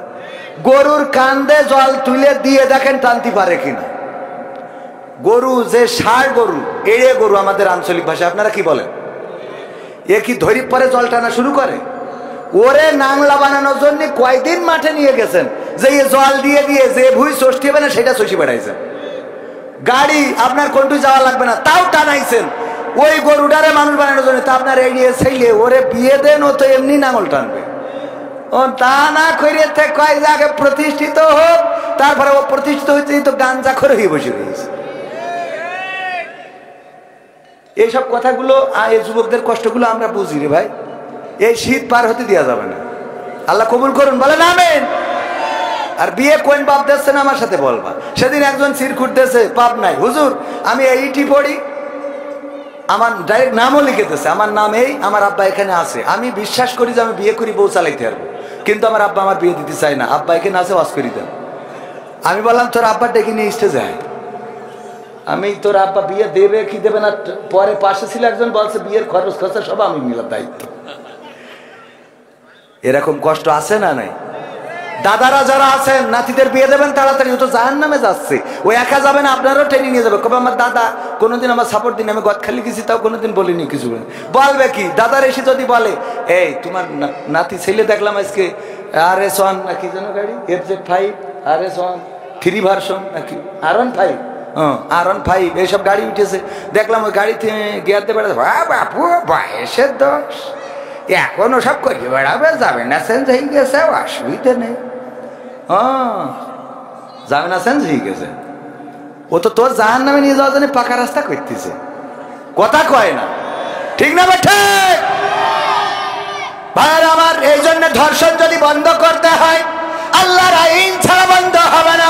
আমি উদাহরণ দিতে যেয়ে বলি, পবিত্র কোরআনের আইন হলো যদি কেউ জেনা করে, ধর্ষণ করে, জেনা করলে যদি বিবাহিত হয় শাস্তি হলো সঙ্গে সার করার, যদি অবিবাহিত হয় তাইলে 100 বেত্রাঘাত, একটু কম আছে। যদি কেউ ধর্ষণ করে তাইলে তার শাস্তি কি? মাজা পর্যন্ত কেড়ে দাও যদি বিবাহিত হয় অবিবাহিত হয়, দুইটার জন্য সমান। ধর্ষণ করলে দুইটার জন্য আইন সমান। অ্যাডভোকেট উনি তো বাঁচানোর চেষ্টা করবে, কারণ ওই খরিদ খাতি হয়, ঠিক কিনা? কেস যত লাভ তত। বলে যে কেস করো, আমি তো আসি, আমি তা বলেন না, হ্যাঁ দেরি হইলে কয় মামলা একখান ঠুকি দাও, দেখে আনে মামলা ঠুকলি তো উনার বাড়ি দোতলা হবে। যাই হোক ভাইয়ের আমার, তো এই যে মামলা অ্যাডভোকেটরা পক্ষে লড়াই করবে, সব করবে, কিন্তু কোরআনের আইন যখন কায়েম হয়ে যাবে, প্রমাণ হয়ে যাওয়ার পরে মাজা পর্যন্ত গেড়ে দাও। কবির বিন সামাদ প্রমাণ হয়ে গেছে, 4 জন সাক্ষী প্রমাণ পাওয়া গেছে, ধর্ষণ করেছে, জেনা করেছে, মাজা পর্যন্ত গেড়ে ইট পাথর মারবে, সবাই থাকবেন। এই যে ক্যামেরা দেখেন কতগুলো, এনে প্রায় 100খানিক ক্যামেরা, এই 100 ক্যামেরা এরা ভিডিও করবে। আজকে এখানে যত দর্শক আছে তার থেকে ক্যামেরায় ভিউজ বেশি না কম হবে? অনেক বেশি, lakh lakh million million views হবে। তো ওরাও দেখবে যে কবির বিন সামাদকে কিভাবে তেজ মারা হয়েছে। তো এইটা যখন হয়ে যাবে, এটা দেখার পরে লাইলাতুল ফেব্রুয়ারিতে পুরো দেখবেন দেশ ফাঁকা ফাঁকা, ঠিক না বে ঠিক? ওই দিন যদি কেউ বলে যে উল্টো মেয়েরা যদি বলে আমি তোমার কাছে 3 পিস চাইলাম, আমার দেয়া লাগবে না, আমি তোর শার্ট প্যান্ট বানাই দেবো, কবে তুই মাপ চাই, দেখা হবে না, ঠিক না বে ঠিক? কারণ কি? কারণ যদি অ্যাক্সিডেন্ট করে ফেলি, বলা যায় না মেশিন মেশিনের কথা, যদি অ্যাক্সিডেন্ট হয়ে যায় তাইলে শাস্তি কি? হ্যাঁ, এটা কায়েম হইলে বলেন তো জেনাকারী ধর্ষণকারী বাংলাদেশে পাওয়া যাবে?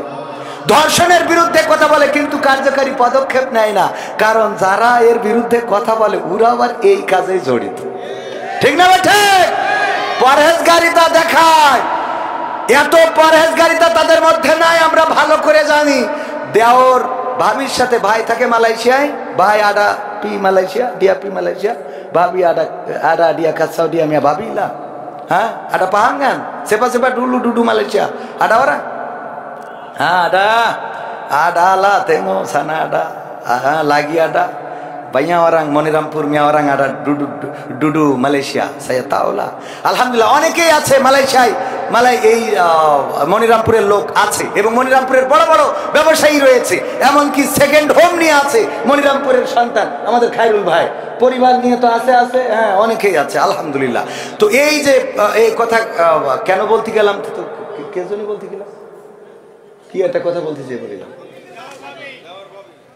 হ্যাঁ দেওয়ার ভাবি, ও মালয়েশিয়ায় থাকে। এই যে দেখেন আমি ভুলে গেছি, ও ভাবির সাথে লাইন করে ফেলিছে, 3টের সময় গেছে, আমার ভাইরা খোঁজ রেখে রেখে একদিন যেই আটকাইছে, পিছনে একটা বেড়ার ভাঙাচুরা জায়গা ছিল, বেরোইছে জায়নামাজের পাটিতে বসে, জায়নামাজের পাটিতে সিজদায় পড়ে রয়েছে, ঘরের ঢুকেতে উঠেছে, এই ওট সিজদাতে, বলছে আমি এখন আসমানে 7 আসমানে চলে গেছি, রে সিজদা দিয়ে আমার টেনে তুলছাও মানে কি, আমি তাহাজ্জুদে, বলছে তুই তাহাজ্জুদে এটা তো জানি, তুই তো আল্লাহ এটাও মানি, তুই তো পরহেজগার, কিন্তু তো স্যান্ডেল ভাবির খাটের তলে কে? কথা বলেননি তো? স্যান্ডেল জোড়া ভাবির খাটের তলে কে? মানে তাড়াতাড়ি বেরোতে যাই তো স্যান্ডেল দিতে পারি। যারা এই দেশে ধর্ষণ বন্ধ করার কথা, তারা ধর্ষণ বন্ধ করে না, জেনা বন্ধ করার কথা করে না, অথচ ব্যবসা করে। 1971 আমার মা বোনদের ধর্ষণ করা হলো, জেনা করা হলো, মা বোনদের ক্ষতি করা হলো, তাদের ইজ্জত নিয়ে ছিনিমিনি খেলা হলো, অথচ কার্যকারী পদক্ষেপ নেওয়া হয় নাই। আল্লাহ রাব্বুল আলামিন কার্যকারী পদক্ষেপ নেওয়ার জন্য কোরআন দিয়েছেন। কোরআনের আইন যদি কায়েম হয়ে যায়, আর এই মনিরামপুরে যদি একটা শাস্তি কার্যকর হয়, গোটা বাংলাদেশের মানুষ এই ক্যামেরার মাধ্যমে দেখবে, ভিডিওই দেখবে, ইউটিউবে দেখবে, ওই নিউজগুলো, নিউজ চ্যানেলগুলোতে দেখবে। বাংলাদেশ বেতার, বিটিভি এখন তো লেবু চাষ করে না, ওরাও এইটা দেখাবে। আজকে দেখলাম সময় টিভি মিজানুর রহমান আজহারি ভাইয়ের আলোচনা পর্যন্ত লাইভ দিচ্ছে সময় টিভিতে। যদি দেখে থাকেন আপনাদের চোখের সামনে পড়ে থাকতে পারে, এখন সময় টিভিও অসময়ের কাজ করা শুরু করেছে। ঠিক না বেঠে? ওগো আমার ভাইরা, এইভাবে যখন দেখাবে, দেখানোর পরে গোটা বাংলাদেশে আর জেনার বিরুদ্ধে কি কোনো ধর্ষণের বিরুদ্ধে আর ওয়াজ করার দরকার হবে না? হবে না। এই জন্য আইনুদ্দিন আল আজাদ ভাই বললেন, কি হবে যুবক নামের বোঝা হয়ে এই ধরাতে, যেখানে মা বোনেরা ধর্ষিতা হয় দিনে রাতে। যৌবনের সার্থকতা ঘুষিবে সকল ব্যথা, যৌবনের সার্থকতা ঘুষিবে সকল ব্যথা। পারো যদি বলি দিতে মানুষরূপী পশুটাকে, পারো যদি বলি দিতে মানুষরূপী পশুটাকে, কি হবে বেঁচে থেকে অযথা বিদ্যা শিখে, যদি না গড়তে পারি শোষণবিহীন সমাজটাকে? কি হবে বেঁচে থেকে? কি হবে লেখালেখি কলমবাজির ওই মহড়া, সমাজের আসল চিত্র যদি না যাই তুলে ধরা? সাংবাদিকরা সব কথা কি তুলে ধরে? না, তুলে ধরে না, সব কথা প্রচার করে না। হলুদ সাংবাদিকতা আছে না নাই? হলুদ সাংবাদিকরা এই বাংলাদেশের ব্যাপারেও ভুলভাল নিউজ দাদাদের দেশে প্রচার করেছে। ভুলভাল নিউজ প্রচার করার কারণে ওই দাদার দেশে হিন্দুদেরকে খেপিয়ে তুলেছিল। তারা বর্ডারে এসে ঝামেলা করছিল যে যাব যাব বাংলাদেশে যাব, চলো চলো ঢাকা চলো, বলেছে না বলে নাই? ওই দেশের মিডিয়ায় দেখানো হয়েছে হিন্দুদেরকে নাকি তার মাথা কাটা হচ্ছে। এই মাথা না, অন্য মাথা। আসলে কি কাটা হচ্ছে? না, কাটা হচ্ছে না। প্রচার করতে থাকলো। আল্লাহ রাব্বুল আলামিন, আল্লাহ রাব্বুল আলামিন তাদের মুখ উন্মোচন করে দিয়েছেন। এখন সেই দাদার দেশ, তারা আমাদের বিজিবির কাছে নিজেরাই এখন মাথা নত করে। বলেন ঠিক না বেঠি? এখন চোখে চোখ রেখে কথা হয়, ঠিক না বেঠে? এখন চোখে চোখ রেখে কথা হয়। এখন আর অত তোষামত করা হয় না, করা হবেও না। চাঁপাইনবাবগঞ্জে যখন বেড়া তুলতে গেল, ওখানে উল্টো পাল্টা কাজ যখন করতে গেল, আমার চাঁপাইনবাবগঞ্জের জনগণ বড় বড় ছুরি নিয়ে এসে দাঁড়াইলো। আইসেও দেখা হবে, মুরব্বীরা পর্যন্ত ছুটে জাতি লেগলো। বিজিবি থামাইছে, চোখে পড়েছ না পড়ে নাই, ছুটে চলে যায় বর্ডার। খাই বাড়ি ভালো আজকে সব। আমরা বললাম, তোমরা যারা প্রচার করেছ, তোমাদের মাথা না কাটলে, এই দেশে হিন্দুরা মাথা না কাটলে বাস করতে দেওয়া হচ্ছে না। আমাদের দেশে এমন কিছু ঘটে নাই, তবে এটা সত্য। তোমরা যারা বলছো চলো চলো ঢাকা চলো, আইসো, আমরাও তার কাটার বেড়ার কাছে ছুরি নিয়ে বসে থাকলাম। আসপা কাটবো, তারপর ঢুকাবো। ঠিক আছে তো? এত সোজা না। জিজ্ঞেস করবো, দাদা কেটে এসেছেন নাকি গিয়ে কাটবে? হ্যাঁ, মনে থাকবে? কারণ এই দেশ রক্ত দিয়ে এনেছি, জীবন দিয়ে এনেছি। এই দেশে দাদাদের প্রভুত্ব মেনে নেব না। প্রতিবেশী প্রতিবেশীর মতো থাকতে হবে, সম্পর্ক হবে সমানে সমান। তোমরা ট্রানজিট চাইলে আমাদের ট্রানজিট দিতে হবে। তোমরা ট্রেন চালাবো আমাদের বুকের উপর দিয়ে, আমাদের ট্রেনও তোমাদের বুকের উপর দিয়ে চালাতে দিতে হবে। তোমরা এত সোজা, এত সস্তা মনে করো না।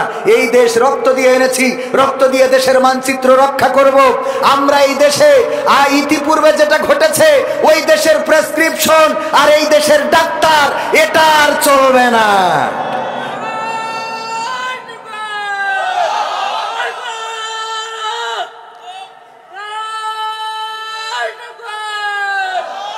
আলহামদুলিল্লাহ, আলহামদুলিল্লাহ। দেখেন দেখেন, এই মানুষটা প্রতিবন্ধী, তার মধ্যেও জিহাদি চেতনা আছে না নাই? এই মানুষগুলোকে মূল্যায়ন করবেন। এই মানুষগুলো দেখেন, ভালো করে কথা বলতে না পারলেও কারো মনে হয়নি স্লোগান দেওয়ার। ওর ওর মধ্যে একটা স্প্রিয়া তৈরি হয়ে গেছে। এই আল্লাহ রাব্বুল আলামিন এই মানুষদেরকে কবুল করে নিন, সুস্থ করে দিন, বলেন আমিন। তো এই জন্য আমাদের এই দেশে, আমরা এই দেশের মানচিত্র এনেছি রক্ত দিয়ে, এই দেশের মানচিত্র রক্ত দিয়ে রক্ষা করবো। রাজি আছেন ইনশাআল্লাহ? আর দাদাদের প্রেসক্রিপশনে এই দেশ চলবে না, দাদাদের প্রোডাক্ট দাদাদের দেশে চলে গেছে। এই দেশে যারা আছে তারা দেশপ্রেমিক, দেশপ্রেমিকরা দেশ ছাড়ে না, তারা রক্ত দিয়ে প্রমাণ করে, ফাঁসির কাস্টে ঝুলে প্রমাণ করে, তারা জীবন দিয়ে প্রমাণ করে, জীবন দিতে রাজি, রক্ত দিতে রাজি, শহীদ হতে রাজি। কিন্তু আমরা বাংলাদেশের মানচিত্রের 1 ইঞ্চি মাটি ছেড়ে দিতে রাজি নয়। সেই তাওহীদি জনতা আছে না নাই? আছে না নাই? কিন্তু আমার দেশে এখনো ষড়যন্ত্র থেমে নাই। আমার অপর ভাইদেরকে বলেছে ক্ষমতায় আসলে দেশ স্বাভাবিক হয়ে যাবে, ভারতের সাথে সম্পর্ক স্বাভাবিক হয়ে যাবে। ব্যাস শুরু করে দিলেন আমাদের সাথে দ্বন্দ্ব।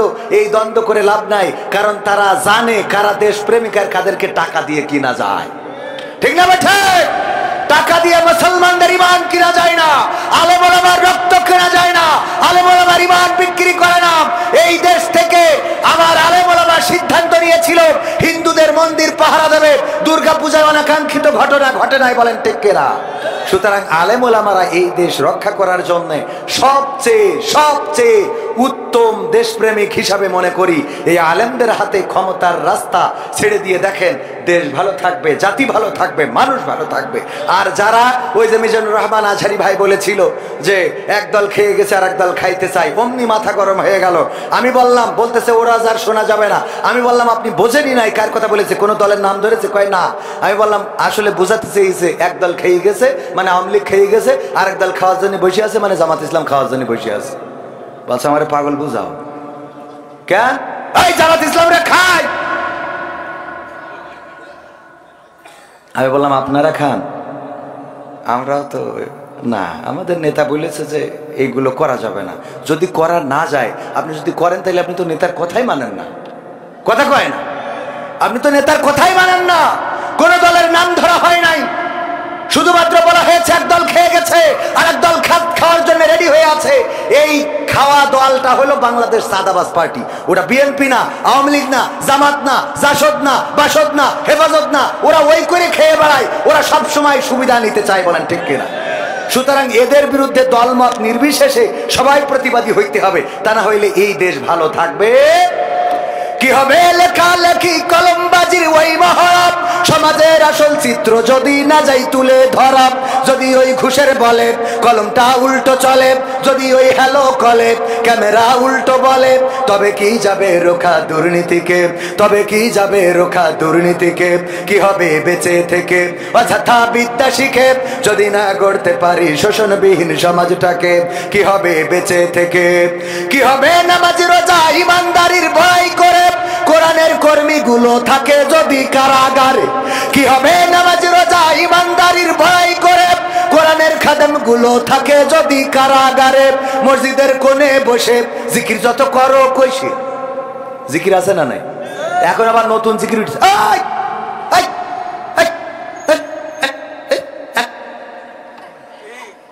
আছে না নাই? এমন জিকির শয়তান ওই জিকির দেখি কয় আমি এ দেশ থেকে চলে গেলাম, তোরা থাক। ঠিক না বে ঠিক? মসজিদের কোণে বসে জিকির যত করো কষে, এভাবে যায় না পাওয়া আল্লাহকে, এভাবে যায় না পাওয়া আল্লাহকে। কি হবে বেঁচে থেকে অযথা বিদ্যা শিখে যদি না গড়তে পারি শোষণবিহীন সমাজটাকে? কি হবে বেঁচে থেকে?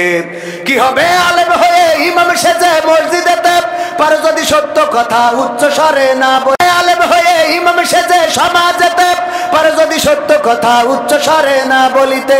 চাকরি ভাই করো যদি ছেড়ে দাও ইমামতি, চাকরি ভাই করো যদি ছেড়ে দাও ওই না গদি।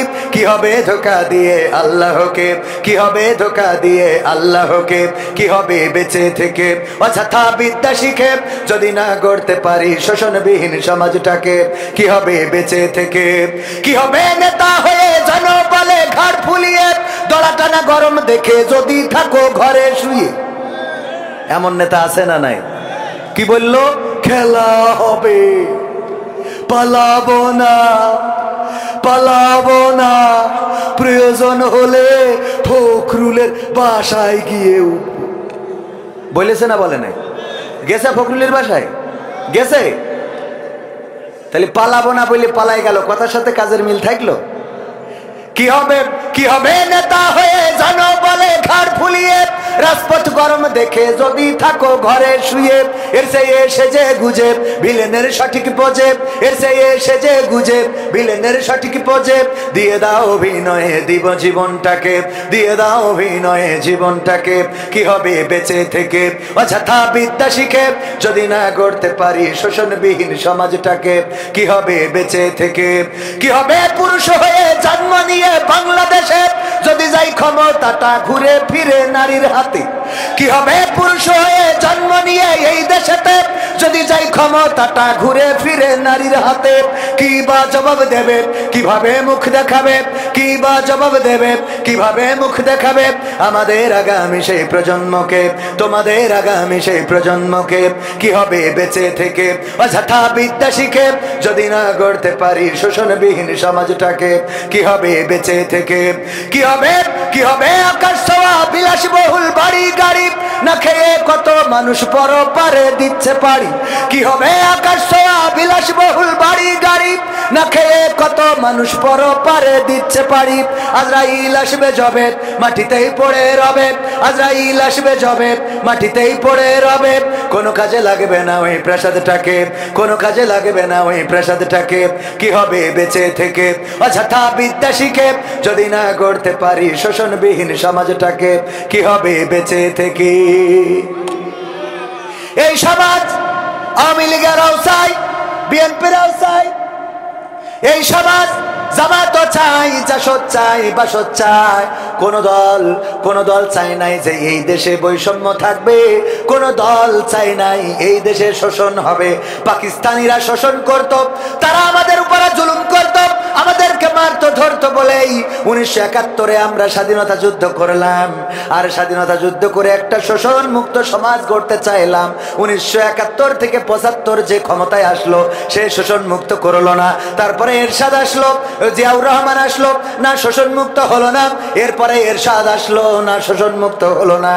খালেদা জিয়া আসলো, না শোষণ মুক্ত হলো না। আবার শেখ হাসিনা আসলো, তাও হলো না।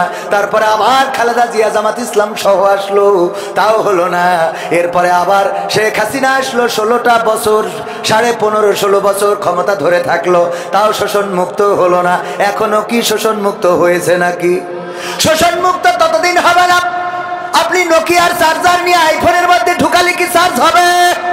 চার্জ হবে?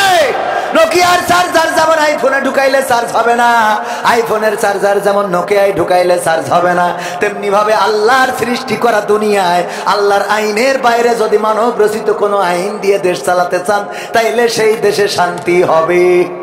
শান্তি হবে। আল্লাহ রাব্বুল আলামিন যে পথ বলে দিয়েছেন, যে রাস্তা বলে দিয়েছেন, সেই রাস্তার বাইরে যারাই চলবে তারাই ক্ষতিগ্রস্ত হবে। সেই রাস্তার বাইরে যখনই চলবে তখনই ক্ষতিগ্রস্ত হবে। আর আল্লাহ রাব্বুল আলামিন যে রাস্তা দিয়েছেন সেই রাস্তায় যদি চলে তবে আল্লাহর রহমত এসে যাবে। আল্লাহ রাব্বুল আলামিন সেই দেশের উপরে রহম করবেন, সেই দেশের মানুষের উপরে রহম করবেন, সেই দেশে বরকত হবে, ফসলে ফসলে ভরে যাবে।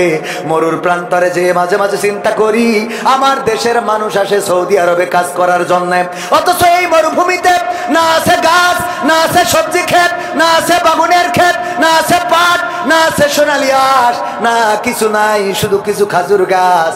এই খাজুর গাছ তাও সব জায়গায় নাই, সেগুলো বাঁচায় রাখার জন্য আবার পানির ব্যবস্থা করতে হয়। তাও তো সৌদি আরবে সব জায়গায় পাতাল থেকে পানি ওঠে না। যেই দেশ এত মরুভূমি, এত পাহাড়, এত পাথর, সেই দেশে আল্লাহ এত বরকত দিলেন যে বিশ্বের অন্য অন্য দেশ থেকে সেই দেশে কামলা খাটতে যাওয়া লাগে। ঠিক না বেঠে? কেন দিলেন? আল্লাহ রাব্বুল আলামিন আইন কানুন মেনে চলার কারণে বিশ্বকাপের আয়োজন করলো কাতার। দেখেছেন না দেখেন নাই? কাতারে বিশ্বকাপের আয়োজন করে সেখানে কোরআন, আল্লাহ রাসূলের হাদিস সুন্দরভাবে প্রচার করার জন্য, ইসলাম প্রচার করার জন্য উন্মুক্ত করে দিলেন। কোরআন দিলেন ফ্রিতে। ওই জায়গায় ফুটবল খেলা দেখতে এসে অসংখ্য অমুসলিম ইসলাম কবুল করেছে না করে নাই? কোরআন তেলাওয়াত দিয়ে বিশ্বকাপের খেলা উদ্বোধন করেছিল ও আমার ভাইরা, কাতারে যেও দেখলাম সে দেশটাও মরুভূমি, মরুর প্রান্তর, সেখানে গাছ বাঁচানোর জন্য সরকার কত লাখ লাখ টাকা ব্যয় করে। সেই জায়গায় আমাদের দেশের মানুষ যায়। কাতারে এত বরকত কি করে হলো? আল্লাহ রাব্বুল আলামিন বরকত ঢেলে দিয়েছেন। এমনি ভাবে কুয়েতে গেলাম, সেখানেও একই অবস্থা। বাহরাইনে দেখলাম, তাও একই অবস্থা। এইসব দেশগুলোতে আমাদের দেশের লোক আছে না নাই? কথা কয় না, আছে না নাই? আল্লাহ বরকত ঢেলে দিয়েছেন। আল্লাহ বরকত তখনই দেবেন, দেখবেন একজন মসজিদের ইমাম 5,000 টাকা 10,000 টাকা বেতন পায়, সেই বেতনে তার সংসার চলে যায়। অথচ ঘুষ খেয়ে, সুদ খেয়ে কত লাখ লাখ টাকা ইনকাম করে, সেই টাকায় বরকত হয় না। আজকে মাগরিবের নামাজ পড়ার পরে আমাদের একজন ভাই আমাকে নামাজ শেষে বলল, ভাই আগে আমি মাছ চুরি করতাম, বিল থেকে মাছ চুরি করে বিক্রি করতাম। এইগুলো বিভিন্ন ভাবে টাকা জমা করার পরে আমি দেখলাম আমার গোয়ালের গরু মারা গেল। আমি এক সিজনে মাছ যা বিক্রি করলাম 1 লাখ টাকাও হয় নাই, 2 লাখ টাকার গরু গোয়াল থেকে মারা গেল। আজকে মাগরিবের কথা, ওয়াল্লাহি আল্লাহর কসম করে বলছি, তিনি যদি এই ওয়াজ শোনেন তাইলে বুঝবে যে তার ওয়াজটা আমি করেছি। আজকে মাগরিবের নামাজের পরে আমাকে বলতেছে, আগে যখন মাছ চুরি করতাম তখন বরকত ছিল না, কোনো না কোনো ক্ষতির মধ্যে পড়ে যেতাম। আমি যখন ইসলামী আন্দোলনের পথে আসলাম, যখন কোরআনের পথে আসলাম, নামাজি হইলাম, রোজাদার হইলাম, এখন আল্লাহর পথে চলি। আল্লাহ এতটাই বরকত দিয়েছেন, 2টা ছেলে মালয়েশিয়ায় পাঠাইছি, ওরা টাকা পাঠায় আর আমি এখন জমি কিনি। আল্লাহ বরকত দিয়েছেন। আজকের কথা যদি বলেন যে কে তার দেখবো, আমি তারও দেখা দিতে পারবো আমার গ্রামে, আপনি যাবেন। আজকে মাগরিবের নামাজের কথা, এভাবে অসংখ্য ঘটনা আছে। বরকত দেন কে? আল্লাহ বরকত ঢেলে দেন। ফাযকুরুনি আযকুরুকুম ওয়াশকুরুলি ওয়ালা তাকফুরুন। আল্লাহ বললেন, তোমরা আমাকে স্মরণ করো, আমিও তোমাদের স্মরণ করব। তোমরা আমার জিকির করো, আমি তোমাদের স্মরণ করব। আর আমার নিয়ামত পাওয়ার পরে অকৃতজ্ঞ হইও না। আল্লাহর নিয়ামত পাওয়ার পরে যারা শুকরিয়া আদায় করে, আল্লাহ রাব্বুল আলামিন নিয়ামত বাড়িয়ে দেন। আলোচনা যেটা করছিলাম, আল্লাহর জমিন যিনি সৃষ্টি করেছেন, তিনি কিছু নিয়ম কানুনও বলে দিয়েছেন। সেই নিয়মের বাইরে চললে শান্তি আসবে না। সেই নিয়মে যদি চলতে হয়, এই আল্লাহর জমিন, আল্লাহর দিন, আল্লাহর কোরআন কায়েম করার দরকার আছে না নাই? আল্লাহর কোরআন যদি কায়েম হয়ে যায়, চোর চুরি করলে হাত কেটে দেওয়া। আমি কবির বিন সামাদ এসে যদি কাটা হাত দিয়ে ওয়াজ করতাম, ভাইয়েরা চুরি করা যাবে না। আপনারা বলতেন, হুজুর আপনার হাতের এই অবস্থা কেন? আমি বলতাম, আখ মাড়াই করতে যেয়ে হাতটা চলে গিয়েছিল মেশিনের মধ্যে, আর ডাক্তার কেটে দিয়েছিল 17,200 বেড থেকে। আপনারা বলবেন, হুজুর যাই বলেন তাই বলেন, আপনি কিন্তু এককালে চোর ছিলেন, এত লুকানোর কোনো দরকার নাই। ঠিক না বেঠে? এক হাত কাটলে সব ভালো হয়ে যাবে। ও আমার ভাইরা, যদি কেউ ছিনতাই করে তাইলে এক পাশের হাত অপর পাশের পা কেটে দাও। আল্লাহর কোরআনের এই আইন যদি কায়েম হয়ে যায়, ওয়াজ করে বলা লাগবে না। সংসদ থেকে এই আইন যখন কায়েম হয়ে যাবে, ছিনতাইকারীদের যখন হাত পা কাটা হবে, তখন এই বাংলাদেশে আর গরু পাহারা দেওয়ার জন্য গোয়াল ঘরে, ওই গোয়াল ঘরে তালা লাগানো লাগবে না, লাইট জ্বালানো লাগবে না, সিসি ক্যামেরা লাগানো লাগবে না। রাস্তায় রাস্তায় বাঁশ ফেলে দিয়ে পাহারা দেওয়ার দরকার কি হবে? না, দরকার হবে না। এই জন্য আল্লাহর জমিনে আল্লাহর দিন কায়েমের দরকার আছে না নাই? আর আল্লাহর দিন কায়েমের বিরোধিতা করে কারা?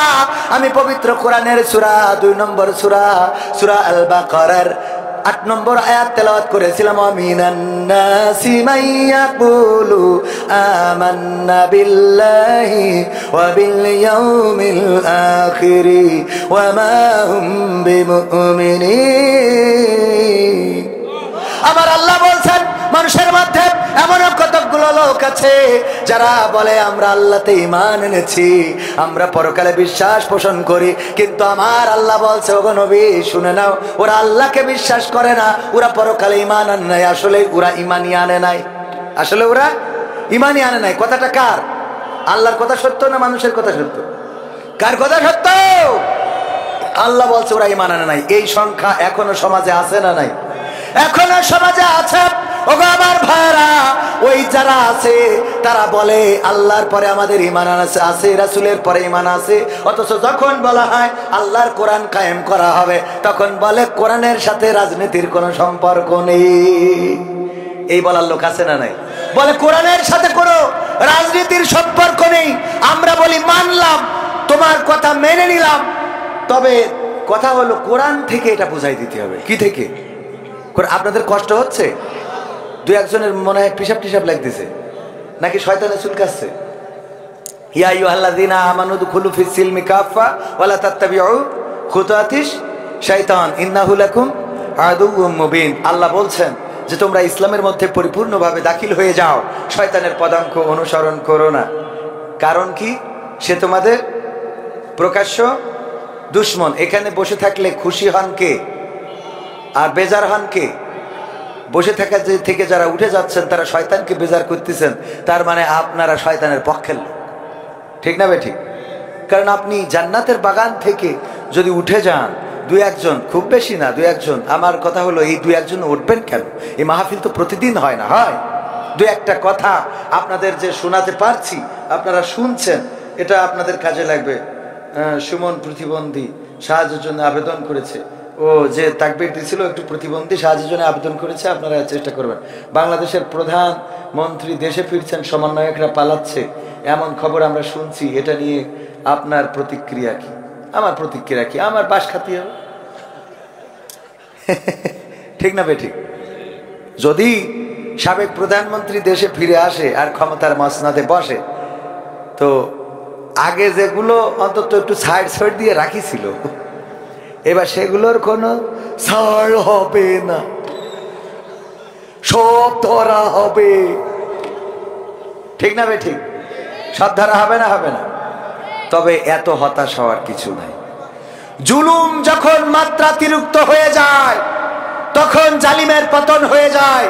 ফেরাউনের পতন হয়েছে, নমরুদের পতন হয়েছে, আবু জাহেলের পতন হয়েছে, আবু লাহাবের পতন হয়েছে, কারুনের পতন হয়েছে, আব্রাহার পতন হয়েছে। তাদের রাস্তা ধরে যাদের পতন হয়েছে ওদের আর বাংলাদেশে ফিরে আসার সুযোগ নাই।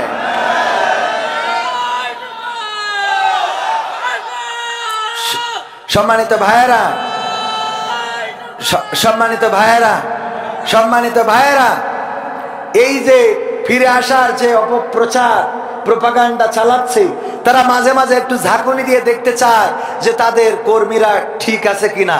তো কর্মী কিছু এখনো তো ঠিক আছে বলে, আগেই তো ভালো ছিলাম। তাদেরকে বলতে চাই, তোদের সংসদ ধরে সব পালিয়ে গেল, এরপরেও এই দলের পক্ষে যারা কথা বলিস, তোদের লজ্জা আর কোনোভাবে দেওয়া সম্ভব না। ঠিক না বে ঠিক? আমাদের মাহমুদুল হাসান জিহাদি ভাই বলতো, ওয়াজ করি বাড়ি যাচ্ছে, দেখে যে এই মোড়ের মাথায় একজন পায়খানা করতেছে, তো তখন তো মোটর সাইকেল ওয়াজ করে বেড়াতো। মনে আছে? মাহমুদুল হাসান জিহাদির নাম শুনেছেন আপনারা? মারা গেছে রাহিমাহুল্লাহ, আল্লাহ তার কবরকে জান্নাতের বাগান বানান। আমার আব্বার সাথে বক্তা। তো উনি বলতেছে, একটু লজ্জা দেওয়ার জন্য কি করলাম, মোটর সাইকেলের হ্যান্ডেলটা ঘুরাই ধরেছি, ধরিয়ে যাতে ও একটু লজ্জা পায়, যে আজ জীবনে যেন রাস্তার পাশে এই কাজ না করে। ও করিস কি, লুঙ্গি তুলে মুখ ঢেকে চুপচাপ বসে আছে, যে নিচেরতে যা হয় হোক, উপরে যেন কেউ না থাকে। কথা কি বোঝা গেছে? নিচেরতে যা হয় হোক, উপরে যেন কেউ না দেখে। তো এদের লজ্জা শরম ওই লাইট মেরেও হবে না। কথা কয় না? গোটা সংসদ ধরে স্বরাষ্ট্রমন্ত্রী ভারতের মিডিয়ায় সাক্ষাৎকার দিয়েছে যে দেশে যদি আইনের শাসন ফিরে আসে তাহলে উনিও দেশে ফিরে আসবে। ইতিপূর্বে আইনের শাসন ছিল। আইনের শাসন যদি থাকে তাহলে ইলিয়াসকে ফিরিয়ে দাও।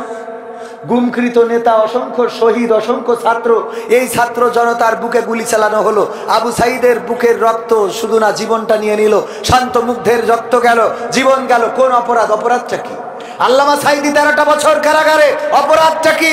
কোরআনের পাখীদেরকে, জামাতের নেতৃবৃন্দদেরকে তাদের ফাঁসির কাস্টে ঝুলানো হলো, অপরাধটা কি? যার নামে মামলা, মুখে আছে দাড়ি, যার মামলা আছে নামে তার, বলেন ঠিক কিনা? আলেম ওলামা, মুফতি, মুহাদ্দিস, কার নামে? মামুনুল হক। অপরাধ কি ছিল? আমির হামজা, অপরাধ কি ছিল? রফিকুল ইসলাম মাদানী, মানুষটাই ছোট, ও যদি ওর কান, ও যদি একটা বোমা ধরায়, ও তো ওই ধরি কাঁপতে কাঁপতে মরে যাবে। ঠিক না বেঠিক? এই মানুষটার অপরাধ কি? এইটুক মানুষেরও তো ধরি নিয়ে তো রিমান্ডে দিতে হইল। এটুকুনি মানুষ।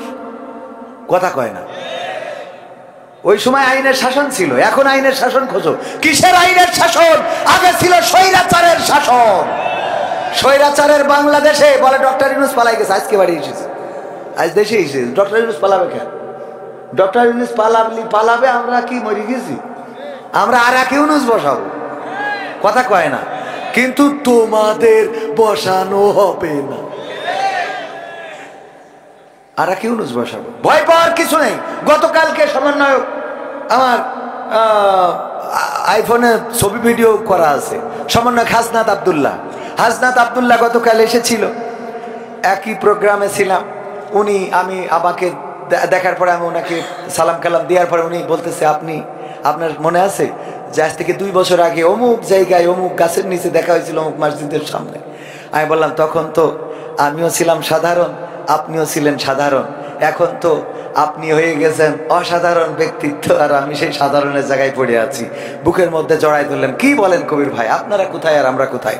একজন ছাত্র আন্দোলনের অন্যতম নেতা সমন্বয়ক হাসনাত আব্দুল্লাহ বুকে জড়িয়ে ধরলেন। এই তো হতে হবে উদারতা, এটা হতে হবে কি উদারতা। একজন শাসককে জনগণের প্রতি সহৃদয়বান হতে হবে। ওমর রাদিয়াল্লাহু তাআলা আনহু যখন কুফাতে গেলেন, কুফায় যাওয়ার পরে কুফারা বলল, যদি ওমর নিজে আসে তাইলে আমরা তার প্রস্তাব মেনে নেব। মানে ওরা ট্যাক্স দেবে না। কি দেবে না? ট্যাক্স দেবে না, ভ্যাট দেবে না, সরকারকে খাজনা দেবে না। বললো ওমর যদি সরাসরি আসে তাইলে দেব। ওমর রাদিয়াল্লাহু তাআলা আনহু বলল, যাবো, কোনো অসুবিধা নেই। অনেক পথ, একটা ভৃত উট একজন টানতে হয় আর একজন বসতে হয়, ভৃত গোলাম তাকে সাথে নিয়ে রওনা করলেন। একবার ওমর 3 মাইল যায়, নামে, ওরে উঠাই, আবার 3 মাইল যায়, নামে, ওরে উঠাই। এই পালা করতে করতে যখন কুফায় পৌঁছাইছে তখন পালা পড়ে গেছে কুফার রাজপ্রাসাদের কাছে, বা তাদের যেখানে সভাসদ বা মিটিং, সেখানে পৌঁছানোর সময় পালাটা ছিল ওই এটা বসে থাকবে, কিরা ভৃত বসে থাকবে উঠের পরে, আর ওমর টাইনতেছে। ওমর রাদিয়াল্লাহু তাআলা আনহু টাইনে যখন মাহফিলি পৌঁছাইছে, সেই ওয়াজ মাহফিলি অথবা সেই মিটিংয়ে, তাড়াতাড়ি করে সবাই ছুটি চলে গেছে ভৃতর নামানোর জন্য। আসেন আসেন, প্রধানমন্ত্রী নামেন। বাচ্চা আমি না, ওই যে দড়ি টানছে ওইটা, আমি না, ওই দড়ি টানছে ওটাই ওমর। তারা অবাক হয়ে গেল যে ওমর দড়ি টানে কিভাবে। ওই ভৃত বলল, দেখো, ওমর রাদিয়াল্লাহু তাআলা আনহু এমন একজন শাসক, তিনি ইনসাফ কায়েম করেছেন এই জমিনের মধ্যে, আর তার জন্যই গোটা আরব ভূখণ্ডে শান্তি ফিরে এসেছে। ওগো আমার ভাইয়েরা, ওমর সেই ইনসাফ কায়েম শুধুমাত্র রাষ্ট্রে করে নাই, নিজের জন্যও করেছে। আজকে এই পথ আসার সময় উনি বললেন, তুমি আমার ভৃত, আমি তোমার মালিক, এটা হবে না, বরং তুমিও জনগণ, আমিও সেই জনগণের, তুমি আল্লাহর বান্দা, আমিও একজন আল্লাহর বান্দা, আল্লাহর গোলাম হিসাবে তোমার আজকে এই উটের পরে 3 মাইল তুমি চড়বা, আমি 3 মাইল চড়বো, আমি টানবো, তুমি টানবা, এইভাবে আমরা কুফা পর্যন্ত যাব। এই কথা শোনার পরে ওই কুফাতে যত মুসলিম আছে যারা খাজনা দিতে চায় নাই, ট্যাক্স দিতে চায় নাই, সবাই এক বাক্যে স্বীকার করে নিল, এমন একজন রাষ্ট্রের শাসকের জন্য আমাদের আর কোনো খাজনা দিতে আপত্তি নাই। এমনি শান্তি আসে নাই। ওমর রাদিয়াল্লাহু তাআলা আনহু ঘুরে বেড়াতেন রাতের অন্ধকারে, দেখলেন একটা বাড়িতে কান্না, একটা বাড়িতে কি যেন রান্না করে, হাড়ির মধ্যে কি যেন ফুটায়। সবাই ঘটনাটা জানেন, শুধু স্মরণ করিয়ে দিই। ওমর রাদিয়াল্লাহু তাআলা আনহু দেখলেন পাশে বাচ্চারা কান্নাকাটি করে, ছোট ছোট বাচ্চা শিশুরা। এক সময় কাঁদতে কাঁদতে তারা ঘুমিয়ে গেল। ঘুমানোর পরে ওই মহিলা চুলার আগুন নিভিয়ে দিল। তারপরে নিভানোর পরে তিনিও ঘুমাতে যাবেন। ওমর রাদিয়াল্লাহু তাআলা আনহু বাড়িতে ঢুকলেন, বললেন, ওগো বুড়িমা, কি রান্না করছিলে, আর রান্নাটা কেন শেষ হলো না, আবার চুলাটাও নিভিয়ে দিলে, হাড়ি থেকে কোনো খাদ্য তো বের করলে না, কারণটা কি? ওই বুড়িমা বলল, দেখো আমার অনেকগুলো সন্তান, বাড়িতে কোনো খাবার নাই, এরা কান্না করে, মাগো খেতে দাও, খেতে দাও। আমি কি খেতে দেব? আমার কাছে তো কোনো খাবার নাই। সান্ত্বনা দেওয়ার জন্য পাথরগুলো খুঁটে এনে হাড়ির মধ্যে দিয়ে জ্বালাচ্ছিলাম, আর সন্তানদের সান্ত্বনা দিচ্ছিলাম যে দেখো তোমাদের জন্য রান্না হচ্ছে, রান্না শেষে খাওয়াবো। আমি জানি ওরা এক সময় ক্লান্ত হয়ে ঘুমিয়ে পড়বে, তারপরে আমি চুলাটা নিভিয়ে দেব। ওরা ঘুমিয়ে পড়েছে, চুলাটা নিভিয়ে দিলাম। ওমর রাদিয়াল্লাহু তাআলা আনহু ছুটে গেলেন, তাড়াতাড়ি করে বস্তা, আটার বস্তা মাথায় নিলেন। গোলামেরা, রাষ্ট্রের যারা কর্মচারী ছিল, তারা বলল, ওগো ওমর, আটার বস্তা মাথায় নিয়ে কোথায় যাও? আটার বস্তাটা আমাদের কাঁধে তুলে দাও। ওমর রাদিয়াল্লাহু তাআলা আনহু বললেন, আটার বস্তা তোমাদের কাঁধে দিতে রাজি, তোমরা যদি কথা দাও পরকালের ময়দানে আল্লাহ যেদিন বদামলের খাতাটা আমার কাঁধে দিয়ে দেবে, তখন আমার সেই বদামলের খাতাটা তোমাদের কাঁধে তুলে নিবা। এটাতে যদি রাজি থাকো তাইলে আটার বস্তাটা তোমাদের কাঁধে দিতে পারি। না, কেউ রাজি হলো না, কারণ পরকালের ময়দানে কেউ কে দায়িত্ব নেবে? মা তার সন্তানের দায়িত্ব নেবে না, সন্তান তার মায়ের দায়িত্ব নেবে না। কলিজার টুকরা সন্তান, যে সন্তানের জন্য সুদ খাইলেন, ঘুষ খাইলেন, অন্যায় করলেন, যে অন্য পথে চললেন, সেই সন্তানও পরকালের ময়দানে আপনার পরিচয় দেবে না। ওমর রাদিয়াল্লাহু তাআলা আনহু নিয়ে গেলেন, তাড়াতাড়ি করে বলছি রুটি বানালেন, মহিলার সাথে সহযোগিতা করলেন, রুটি ছাকলেন, তারপরে সন্তানদেরকে ঘুম থেকে উঠালেন, মুখে আহার তুলে দিলেন। খাওয়ায় যখন পেট পরিতৃপ্ত করে বাড়িতে ফিরে যাচ্ছেন, ওই বুড়িমা বলল, বাবা দাঁড়াও, তোমারে নিয়ে একটু দোয়া করব। কি দোয়া? দুটি হাত তুললেন আল্লাহর কাছে, বললেন ওগো আল্লাহ, এই রাষ্ট্রে তুমি ওমরকে খলিফা না বানায় যদি তুমি এমন একজন ব্যক্তিকে রাষ্ট্রের খলিফা বানাতে, তাইলে এই রাষ্ট্রের অবস্থাটা অনেক বড় পরিবর্তন হয়ে যেত। ওমর রাদিয়াল্লাহু তাআলা আনহু বললেন আমিন।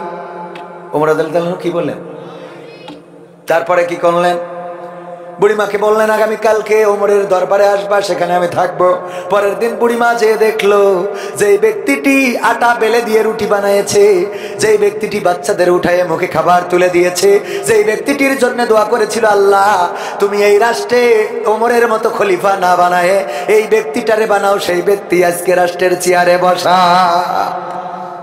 আল্লাহ, এমন রাষ্ট্র প্রধান লাগবে। একজন জমিনের ফতোয়া নিতে গেছে, জমিনের অ্যাডভোকেট কাছে যায় না, অ্যাডভোকেটের কাছে অনেক বিষয় নিয়ে যায়। ওমর রাদিয়াল্লাহু তাআলা তখন পানি আনতে যাচ্ছিল, তো ওই পানি আনতে গেছে, এই সময় যে খুঁজেছে বললো ওমর তো পানি আনতে গেছে রাদিয়াল্লাহু তাআলা। তো পানি নিয়ে আসার পথে বললো কোন পথে গেছে? এই পথে। ওমর রাদিয়াল্লাহু তাআলা তখন একটা ভিজা পাত্র পানি নিয়ে আসতেছেন, কাঁধের উপরে পাত্রটা।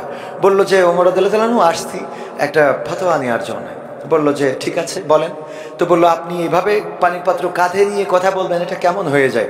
পাত্রটা নামিয়ে রেখে তারপরে কথা বলেন। তো উনি বসলেন, বসে এভাবে উবি দিয়ে বসে পানির পাত্রটা রেখেছে কিসের উপরে? হাঁটুর উপরে। কোথায়? হাঁটুর উপরে। ওই ব্যক্তি বললেন যে ওমর, এই পাত্রটা হাঁটুর উপরে রাখাও এটাও তো কষ্টের, আপনি একটু নিচে নামিয়ে রাখেন, তারপরে রিল্যাক্সে কথা বলি। ওমর রাদিয়াল্লাহু তাআলা বললো তুমি কি দেখো না যে এই পাত্রটা ভেজা, এবং আমি যেখানে দাঁড়িয়েছি এই জমিনটা আমাদের কারো না, আমরা এর মালিক না। এই পাত্রটা এখানে যদি নামাই এর নিচে কিছু বালু লেগে যাবে, কিছু মাটি লেগে যাবে, যেই বালু মাটি আমার এই পানির পাত্রের সাথে আমার বাড়িতে চলে যাবে। পরকালে আল্লাহ যদি বলেন যে অমুকের জমির মাটি তোমার বাড়িতে নিয়ে আসছিলে পানির পাত্রে করে, আমি কি হিসাব দেব? আল্লাহু আকবার বলবেন না? ওই লোকটি উঠে হাঁটা দিয়েছে, উঠে চলে যাচ্ছে। ওমর রাদিয়াল্লাহু তাআলা ডাক দিলেন, এই শোনো, তুমি তো ফতোয়া নিতে এসেছিলে, তোমার ফতোয়া তো দেয়াই হয় না, তুমি তো জিজ্ঞাসা করো নাই। কয় ওমর আমি উত্তর পেয়ে গেছি, আর দরকার নাই। কি করে উত্তর পাইলে? ওমর আমি একজনের জমি একটু দখল করে নিতে চাচ্ছিলাম, মানে আমার স্বার্থের জন্য আমি একজনের জমি, এক এতিমের জমি, যে কোনো জমি আমি একটু বেইনসাফি করে জমি নিয়ে নিতে চাচ্ছিলাম। বেইনসাফি, জবরদখল বলেন, অল্টারনেট বলেন, যে কোনো ভাবে সে বেইনসাফি করে নিতে চাচ্ছিল। তো আমি দেখলাম সামান্য বালু কণা, আপনি এটাও পরকালের ময়দানে হিসাব দেওয়ার ভয় করেন, সুতরাং আমি ওই জমি আর কেমনে নিই? কথা বোঝেননি? প্র্যাকটিস তো নিজেদের মধ্যে থাকতে হবে। আবু সাইদ, মুহাদ্দিস আবু সাইদের নাম শুনেছেন না? উনি আসতেছেন নৌকায় করে। কিসে করে? নৌকায় করে। তখন উনি চেয়ারম্যান, বাঁকড়ার চেয়ারম্যান, তখন এমপি হয় নাই।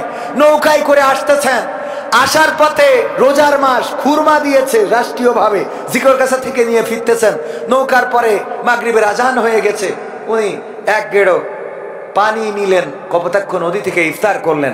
সাথে থাকা যাত্রীরা বলল, ওগো চেয়ারম্যান সাহেব, আপনি তো দেখছি খুরমা নিয়ে যাচ্ছেন, খেজুর নিয়ে যাচ্ছেন, রাষ্ট্রীয় খেজুর, ওখান থেকে তো দুইটা খুরমা দিয়ে যদি আপনি ইফতার করতেন তাইলে সুন্নাতও আদায় হইতো, আপনার ইফতারটাও হয়ে যেত, আপনি নদীর এই ময়লা পানি দিয়ে ইফতার করলেন কেন? মুহাদ্দিস আবু সাঈদ ওই দিন জবাব দিয়ে বলেছিল, আমি যেটা নিয়ে যাচ্ছি এটা রাষ্ট্রের সম্পদ এবং এটা জনগণের অধিকার, এখান থেকে একটা খুরমা বের করে খাওয়ার মতো এখতিয়ার আল্লাহ রাব্বুল আলামিন আমাকে দেয় নাই, সুতরাং এই খুরমা খাওয়ার যোগ্যতা আমার নাই, এটা খাওয়ার অধিকার আমার নাই। এই ছিল মুহাদ্দিস আবু সাঈদ সাহেব রাহিমাহুল্লাহ। তিনি ইন্তেকাল করেছেন। এখনকার জামানায়ও এমন মানুষ আছে না নাই? এই মানুষদের পক্ষে থাকার দরকার আছে না নাই? এখনো চেয়ারম্যানই করে। চরমানায় পীর সাহেব আছেন চেয়ারম্যান, এখনো মোটরসাইকেলে ঘুরে বেড়ায়। ঠিক বলছি তো? চরমানা ভাইয়েরা ভালো করে বলতে পারবেন, মোটরসাইকেলে ঘুরে বেড়ায়। আমাদের দেশের চেয়ারম্যান, মেম্বার, এমপি হইলে আরে বাবা, ওর যা জোর ওর পিএসের তার থেকে বেশি জোর।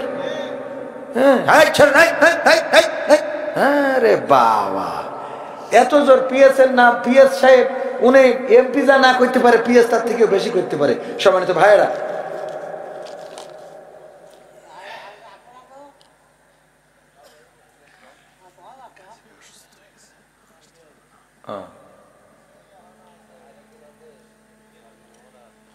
এটা দুঃখজনক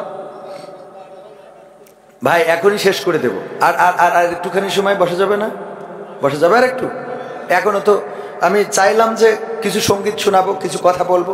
তো এখন যেটা আমার কাছে বলতে বলেছেন, এটা হলো যে আমাদের এখানকার অনেক ভাইয়েরা এই মাহফিলের বিরোধিতা করেছে। এখানে যদিও একটা দলের নাম মেনশন করা হয়েছে, আমি এই দলের নাম মেনশন করতে চায় না, কারণ গতকালকের আগের দিন যেখানে মাহফিল করেছি নাটোরে, নাকি গতকাল করলাম খেয়াল নাই, না গতকাল তো করলাম কুমিল্লায়, গতকাল নাটোরে, সেখানকার মাহফিলের আয়োজক ছিল বিএনপির ভাই।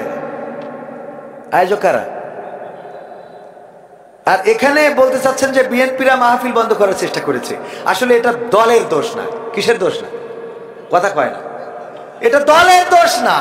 এই জন্যে আমি বলবো যে এই কাজ যারা করেছেন এটা তাদের ব্যক্তি প্রবলেম। আর বিএনপির এমন কোন দিক নির্দেশনা নাই যে কোরআনের মাহফিল বন্ধ করতে হবে, মাহফিল করতে দেওয়া হবে না, এই জাতীয় দিক নির্দেশনা নাই। যারা মিডিয়ায় বক্তৃতা দিচ্ছেন ইসলামের বিরুদ্ধে বা জামাত ইসলামের বিরুদ্ধে বা কোরআনের বিরুদ্ধে, সবই তাদের ব্যক্তিগত বক্তব্য। এই বক্তব্য যারা দিচ্ছে তারা আওয়ামী লীগের দালাল, তারা স্বৈরাচারের দোসর। কারণ ইতিপূর্বে তারা মাহফিল বন্ধ করেছে, এখন তারা দায়িত্ব পালন করতে পারছে না বলে তাদের চাচাতো ভাই দায়িত্ব দিয়ে গেছে। এই মাহফিল যারা বন্ধ করতে চেয়েছে, মাথায় রাখবেন একটাও বিএনপির লোক নয়, সব তাদের দালাল, তাদের গুন্ডা, তাদের পান্ডা, তারা ছাড়া কেউ নয়। কারণ কোরআনের মাহফিল বন্ধ করার জন্য বিএনপি এখন পর্যন্ত প্রস্তুতি নেয়নি। যদি প্রস্তুতি নেয়, বিএনপিও বাংলাদেশে টিকবে না, মাথায় রাখবেন। শুধু বিএনপি না, যদি জামাতে ইসলাম কোন মাহফিল বন্ধ করতে চায়, সেই জামাতের বিরুদ্ধে আন্দোলন হবে না, তাদের বিরুদ্ধে আন্দোলন হবে। রাষ্ট্রীয়ভাবে বিএনপি এমন কোন সিদ্ধান্ত নেয় নাই। যারা বলেছেন বিএনপি, আমি বলবো না, এরা মুখোশ পরিহিত, তারা তাদের দোসর, তাদের প্রেতাত্মা। গোপনে তাদের কাছে যে প্রেসক্রিপশন নিয়ে আসে, ওদের প্রেসক্রিপশনে এরা চলে। এইগুলো খুঁজে যে বন্ধ করতে যাবে ডাইরেক্ট বলবেন দালাল। নাম হবে কি? দালাল। কোরআনের সাথে যারা করবে দ্বন্দ্ব, তাদের সাথে কবু হবে না আপোষ। কোরআনের সাথে যারা করবে দ্বন্দ্ব, তাদের সাথে কবু হবে না আপোষ। জেল জুলুম হলেও হবে, জেল জুলুম হলেও হবে, বিবেকের কাছে তবু হব নির্দোষ। আমার রবের কাছে রব নির্দোষ, মহান প্রভুর কাছে রব নির্দোষ। কোরআনের সাথে যারা করবে দ্বন্দ্ব, তাদের সাথে কবু হবে না। কোরআনের কথা যারা বলে যায় আজ, তাদের দমাতে কত ফন্দি। কাউকে ধরে নিয়ে দিয়েছে ফাঁসি, কাউকে রেখেছিল বন্দি। কোরআনের কথা যারা বলে যায় আজ, তাদের দমাতে কত ফন্দি। কাউকে ধরে নিয়ে দিয়েছে ফাঁসি, কাউকে রেখেছিল বন্দি। হক কথা বললেই জ্বলে যায় গাব, কোরআনের কথা সইতে পারে না। হক কথা বললেই জ্বলে যায় গাব, কোরআনের কথা সইতে পারে না। জানি না তাদের আমাদের পরে কেন এত আক্রোশ। জেল জুলুম হলেও হবে, জেল জুলুম হলেও হবে, বিবেকের কাছে তবু হব নির্দোষ। আমার রবের কাছে রব নির্দোষ, মহান প্রভুর কাছে রব নির্দোষ। কোরআনের সাথে যারা করবে দ্বন্দ্ব, তাদের সাথে কবু হবে না। কোরআনের কথা আজ বলতে গেলে আসছে বাধা কত ভাবে। কোরআন প্রেমিকেরা হাতে রেখে হাত সামনে এগিয়ে যাবে। দিনের কথা আজ বলতে গেলে আসছে বাধা কত ভাবে। কোরআন প্রেমিকেরা হাতে রেখে হাত সামনে এগিয়ে যাবে। হক কথা বলতে করি না কো ভয়, জীবনের বিনিময়ে আনব বিজয়। হক কথা বলতে করি না কো ভয়, জীবনের বিনিময়ে আনব বিজয়। বুকে আছে শক্তি, অন্তরে আছে সাহস। জেল জুলুম হলেও হবে, জেল জুলুম হলেও হবে, বিবেকের কাছে তবু হব নির্দোষ। আমার রবের কাছে রব নির্দোষ, মহান প্রভুর কাছে রব নির্দোষ। কোরআনের সাথে যারা করবে দ্বন্দ্ব, তাদের সাথে কবু হবে না। কোরআনের পক্ষে থাকতে রাজি কারা কারা দেখতে চায়? নারায়ে তাকবীর, লিল্লাহি তাকবীর। আল কোরআনের আলোক, আল হাদিসের আলোক, আমার নেতা তোমার নেতা। নারায়ে তাকবীর। ওগো আমার ভাইরা, কোরআনের পক্ষে যদি থাকতে হয়, কোরআনের পথে যদি থাকতে হয়, আল্লাহ বললেন ইয়া আইয়ুহাল্লাযীনা আমানু হাল আদুল্লুকুম আলা তিজারাতিন তুনজিকুম মিন আযাবিন আলীম। ওগো ঈমানদারেরা, আমি কি তোমাদের এমন একটা ব্যবসার কথা বলে দেব যে এই ব্যবসা করলে তোমরা জাহান্নামের আযাব থেকে বেঁচে যাবে।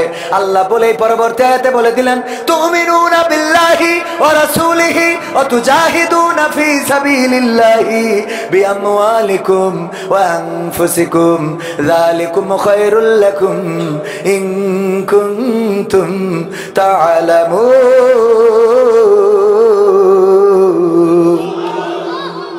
এই কথাটুক বললে শুনতে কষ্ট হয়ে যাবে, থাকা যাবে আর একটু সময়?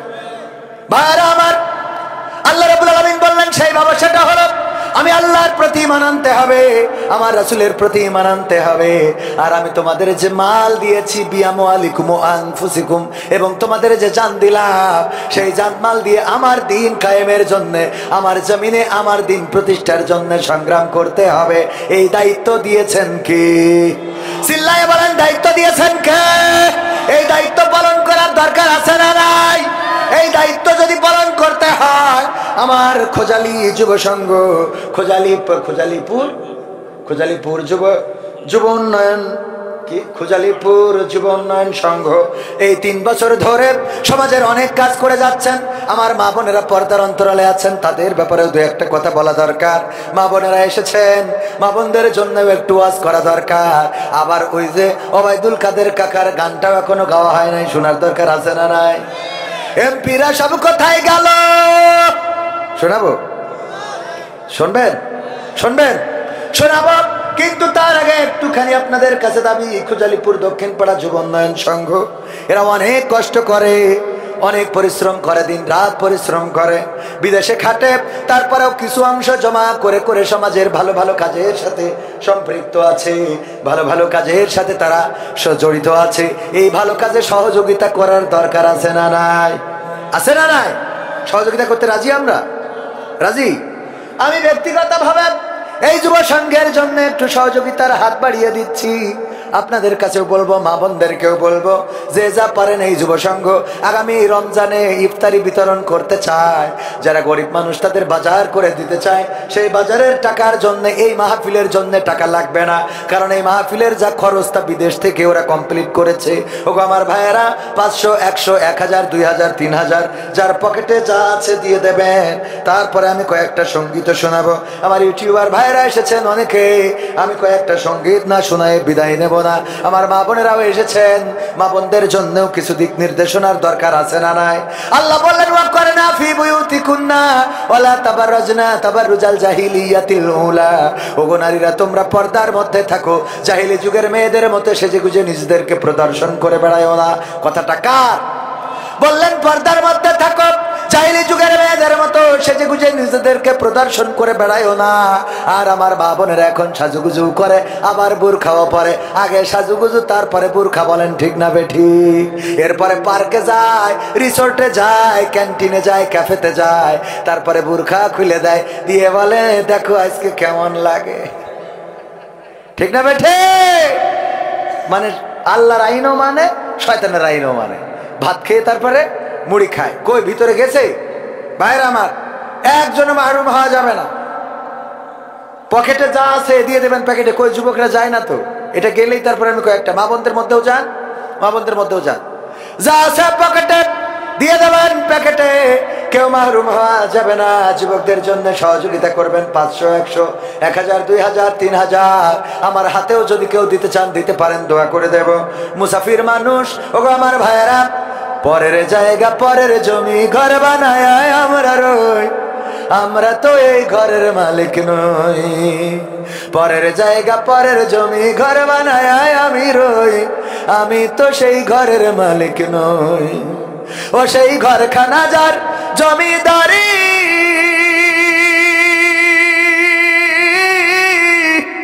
আমি পাই না তাহার হুকুমদারি। ও সেই ঘরখানা যার জমিদারি, আমি পাই না তাহার হুকুমদারি।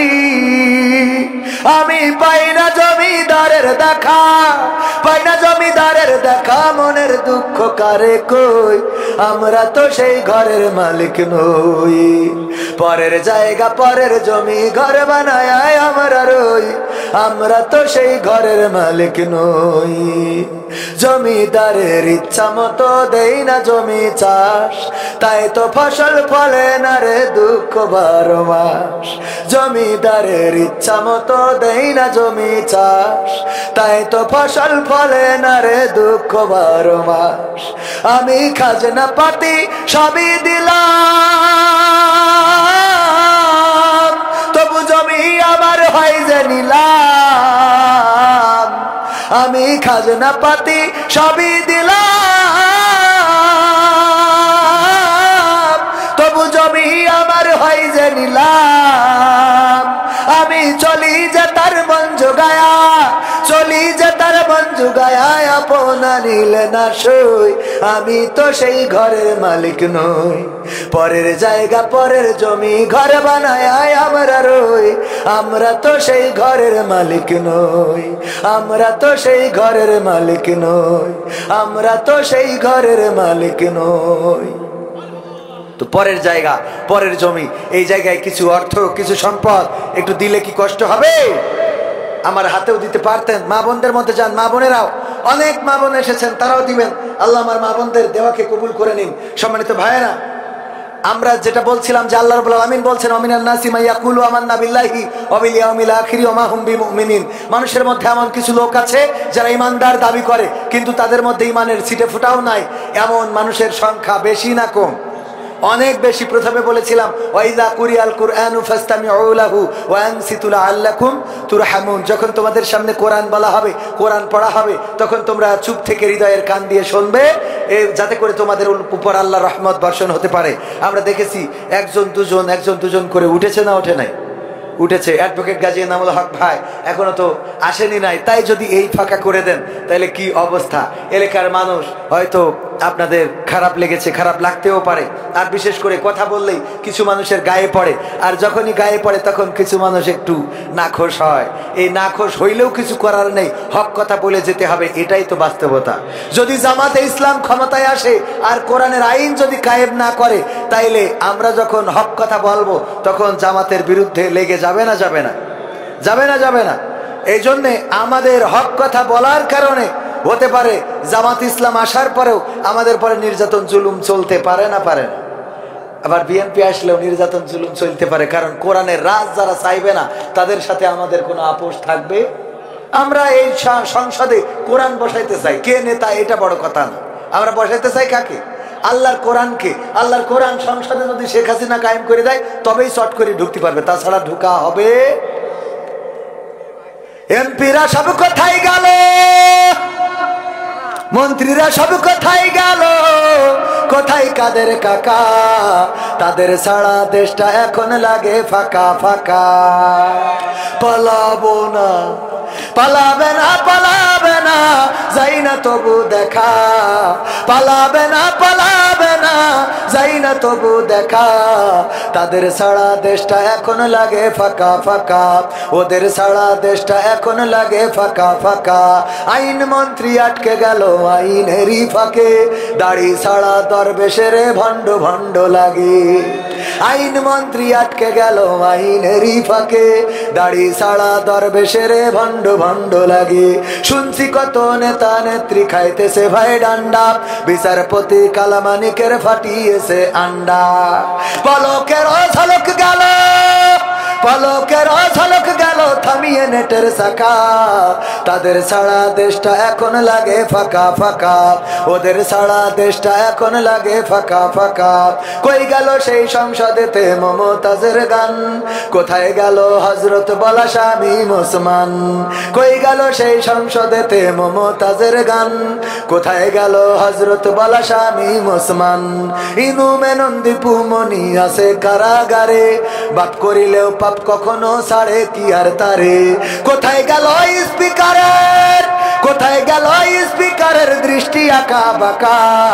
তাদের ছাড়া দেশটা এখন লাগে ফাঁকা ফাঁকা, ওদের ছাড়া দেশটা এখন লাগে ফাঁকা ফাঁকা। কোথায় গেল আরাফাত আর ব্যারিস্টার সুমন? কথা বলার সময় তারা করে নিয়োজন। মুরগি কবির খাইছে ধরা, জাফর কোথায় আছে? গোপনে কি সেও গেল মোদি দাদুর কাছে? কোথায় গেল এ সালামের, কোথায় গেল এ সালামের কাড়ি কাড়ি টাকা? তাদের ছাড়া দেশটা এখন লাগে ফাঁকা ফাঁকা, ওদের ছাড়া দেশটা এখন লাগে ফাঁকা ফাঁকা। এমপিরা সব কোথায় গেল? মন্ত্রীরা সব কোথায় গেল? কোথায় কাদের কাকা? তাদের ছাড়া দেশটা এখন লাগে ফাঁকা। লাগে না? লাগে না? ফাঁকা ফাঁকা লাগে, কারণ তারা আগে আমাদের বিনোদন দিত, বিভিন্ন কথা বলতো, এখন আর সেই কথাগুলো শোনা হয় না। আগে বলতো কেমন করে কুমড়ো দিয়ে বেগুনি বানানো যায়, কেমন করে কাঁচামরিচ শুকিয়ে রাখা যায়, কেমন করে পেঁয়াজ ছাড়া রান্না করা যায়, কেমন করে কাঁঠাল দিয়ে বার্গার বানানো যায়, কেমন করে গোশতের অভাব কাঁঠাল দিয়ে প্রণ করা লাগে। তারপরে আবার বলতো এই মোবাইল কে দিয়েছে, ঠিক না বেঠে? এইগুলো কি এখন শোনা যায়? না, শোনা যায় না। অথচ চায়ের দোকানে দেখা যায়, অনেকে বলে আবার দেখা হবে, খেলা হবে। এত বড় বড় মালদার পার্টি, তারা সংসার ধরে পালিয়ে গেল, আর 3 টাকার বিড়িখোর দোকানে বসে বলে আবার দেখা হবে, ঠিক না বেঠে? তোর মাথায় তো লজ্জা হবে না? আগেই বললাম লজ্জা হবে, লজ্জা হবে না? বাবা আমার ভাইয়েরা, এই জন্য একটু লজ্জা করার দরকার। আর এখনো যারা বলে আগেই তো ভালো ছিলাম, ওদের ডাক্তারের কাছে নিয়ে গেলি দেখবেন হৃদয়ের মধ্যে টকাস টকাস করে না, খালি আপা আপা করে। কি করে? আপা আপা আপা আপা আপা করে, ঠিক না বেঠি? পর্দার অন্তরালে মা বোনেরা আমার, আপনাদেরও কিছু দায়িত্ব আছে। স্বামীর সাথে খারাপ আচরণ করা যাবে, স্বামীর সাথে খারাপ আচরণ করা যাবে না, সন্তানের সামনে গালমন্দ করা যাবে না, গীবত করা যাবে না, পরনিন্দা করা যাবে না, পরচর্চা করা যাবে না। আমার মা বোনেরা, সন্তানদেরকে আপনি যেমন করে গড়ে তুলবেন, ওরা মাটির মতো, ওরা কাদার মতো, ওরাও তেমন হয়ে গড়ে উঠবে। আপনি যদি মানুষের গীবত করেন, গালমন্দ করেন, সিরিয়াল দেখেন, টিভি দেখেন, নামাজ না পড়েন, কোরআন না পড়েন, হাদিস না পড়েন, ইসলামী সাহিত্য না পড়েন, তাইলে ওই সন্তানও শয়তান হয়ে বেড়ে উঠবে। পরবর্তীতে এই সন্তান বড় হওয়ার পরে আপনাকে বৃদ্ধাশ্রমে রাখবে, আপনার ওষুধ কিনে দেবে না, আপনার খোঁজ খবর নেবে না, এমনকি দুনিয়ার পরে কষ্ট তো দেবে দেবে দেবে, আর পরকালে জাহান্নামে যাওয়ার কারণ হয়ে যাবে, ঠিক না বেঠে? এই জন্য সন্তানদেরকে মানুষ করার জন্য আপনারা নিজেদেরকে পরিবর্তন করবেন, নিজেদের চরিত্র, নিজেদের ব্যবহার, আচার আচরণ পরিবর্তন করবেন। স্বামীর সাথে খারাপ আচরণ করবেন না, কারণ মেয়েটা শেখে। আপনি যদি স্বামীর সাথে খারাপ আচরণ করেন, ওই মেয়েটাও শেখে কেমন আচরণ করতে হবে। আপনি যদি স্বামীর বাইরে কারোর সাথে কথা বলেন, ওই মেয়েটাও শেখে স্বামীর বাইরেও কথা বলা যায়। যদি মেয়ের চাচাদের সাথে কথা বলেন গো, তাইলে এই মেয়েও বিয়ের পরে তার অন্যান্য এই জাতীয় যারা আছে তাদের সাথে কথা বলবে। আমার মা বোনেরা বলছে হুজুর গো, আমাদের কথা বলেন, সামনে যারা বসে আছে ওরা কি ফেরেশতা নাকি? ওরাও তো সেই একই কাজ করে। যদি আপনারা বিড়িখোর হন, আপনার সন্তান ডাইলখোর হবে, ঠিক না বেঠে? বিড়িখোর হইলে ডাইলখোর হবে। আপনি যদি গালাগালি দেন, ও আর এর থেকে বেশি কিছু করবে। আপনি যা লাঠি দিয়ে মারেন, ও তার ছুরি দিয়ে কোপাবে। সুতরাং আমাদের সবার পরিবর্তন দরকার। আল্লাহ আমাদের হেফাজত করুন। সম্মানিত ভাইয়েরা, মুহতারাম গাজী অ্যাডভোকেট এনাম আঙ্কেল, আমাদের শ্রদ্ধাভাজন ওস্তাদজি, উনি হঠাৎ অসুস্থ হয়ে পড়ার কারণে আজকে আমাদের প্রোগ্রামে আসতে পারছেন না। সবার কাছে দোয়া চেয়েছেন, আমরা দোয়া করি আল্লাহ রাব্বুল আলামিন আমাদের মুহতারামকে সুস্থতা দান করুন, বলেন আমিন।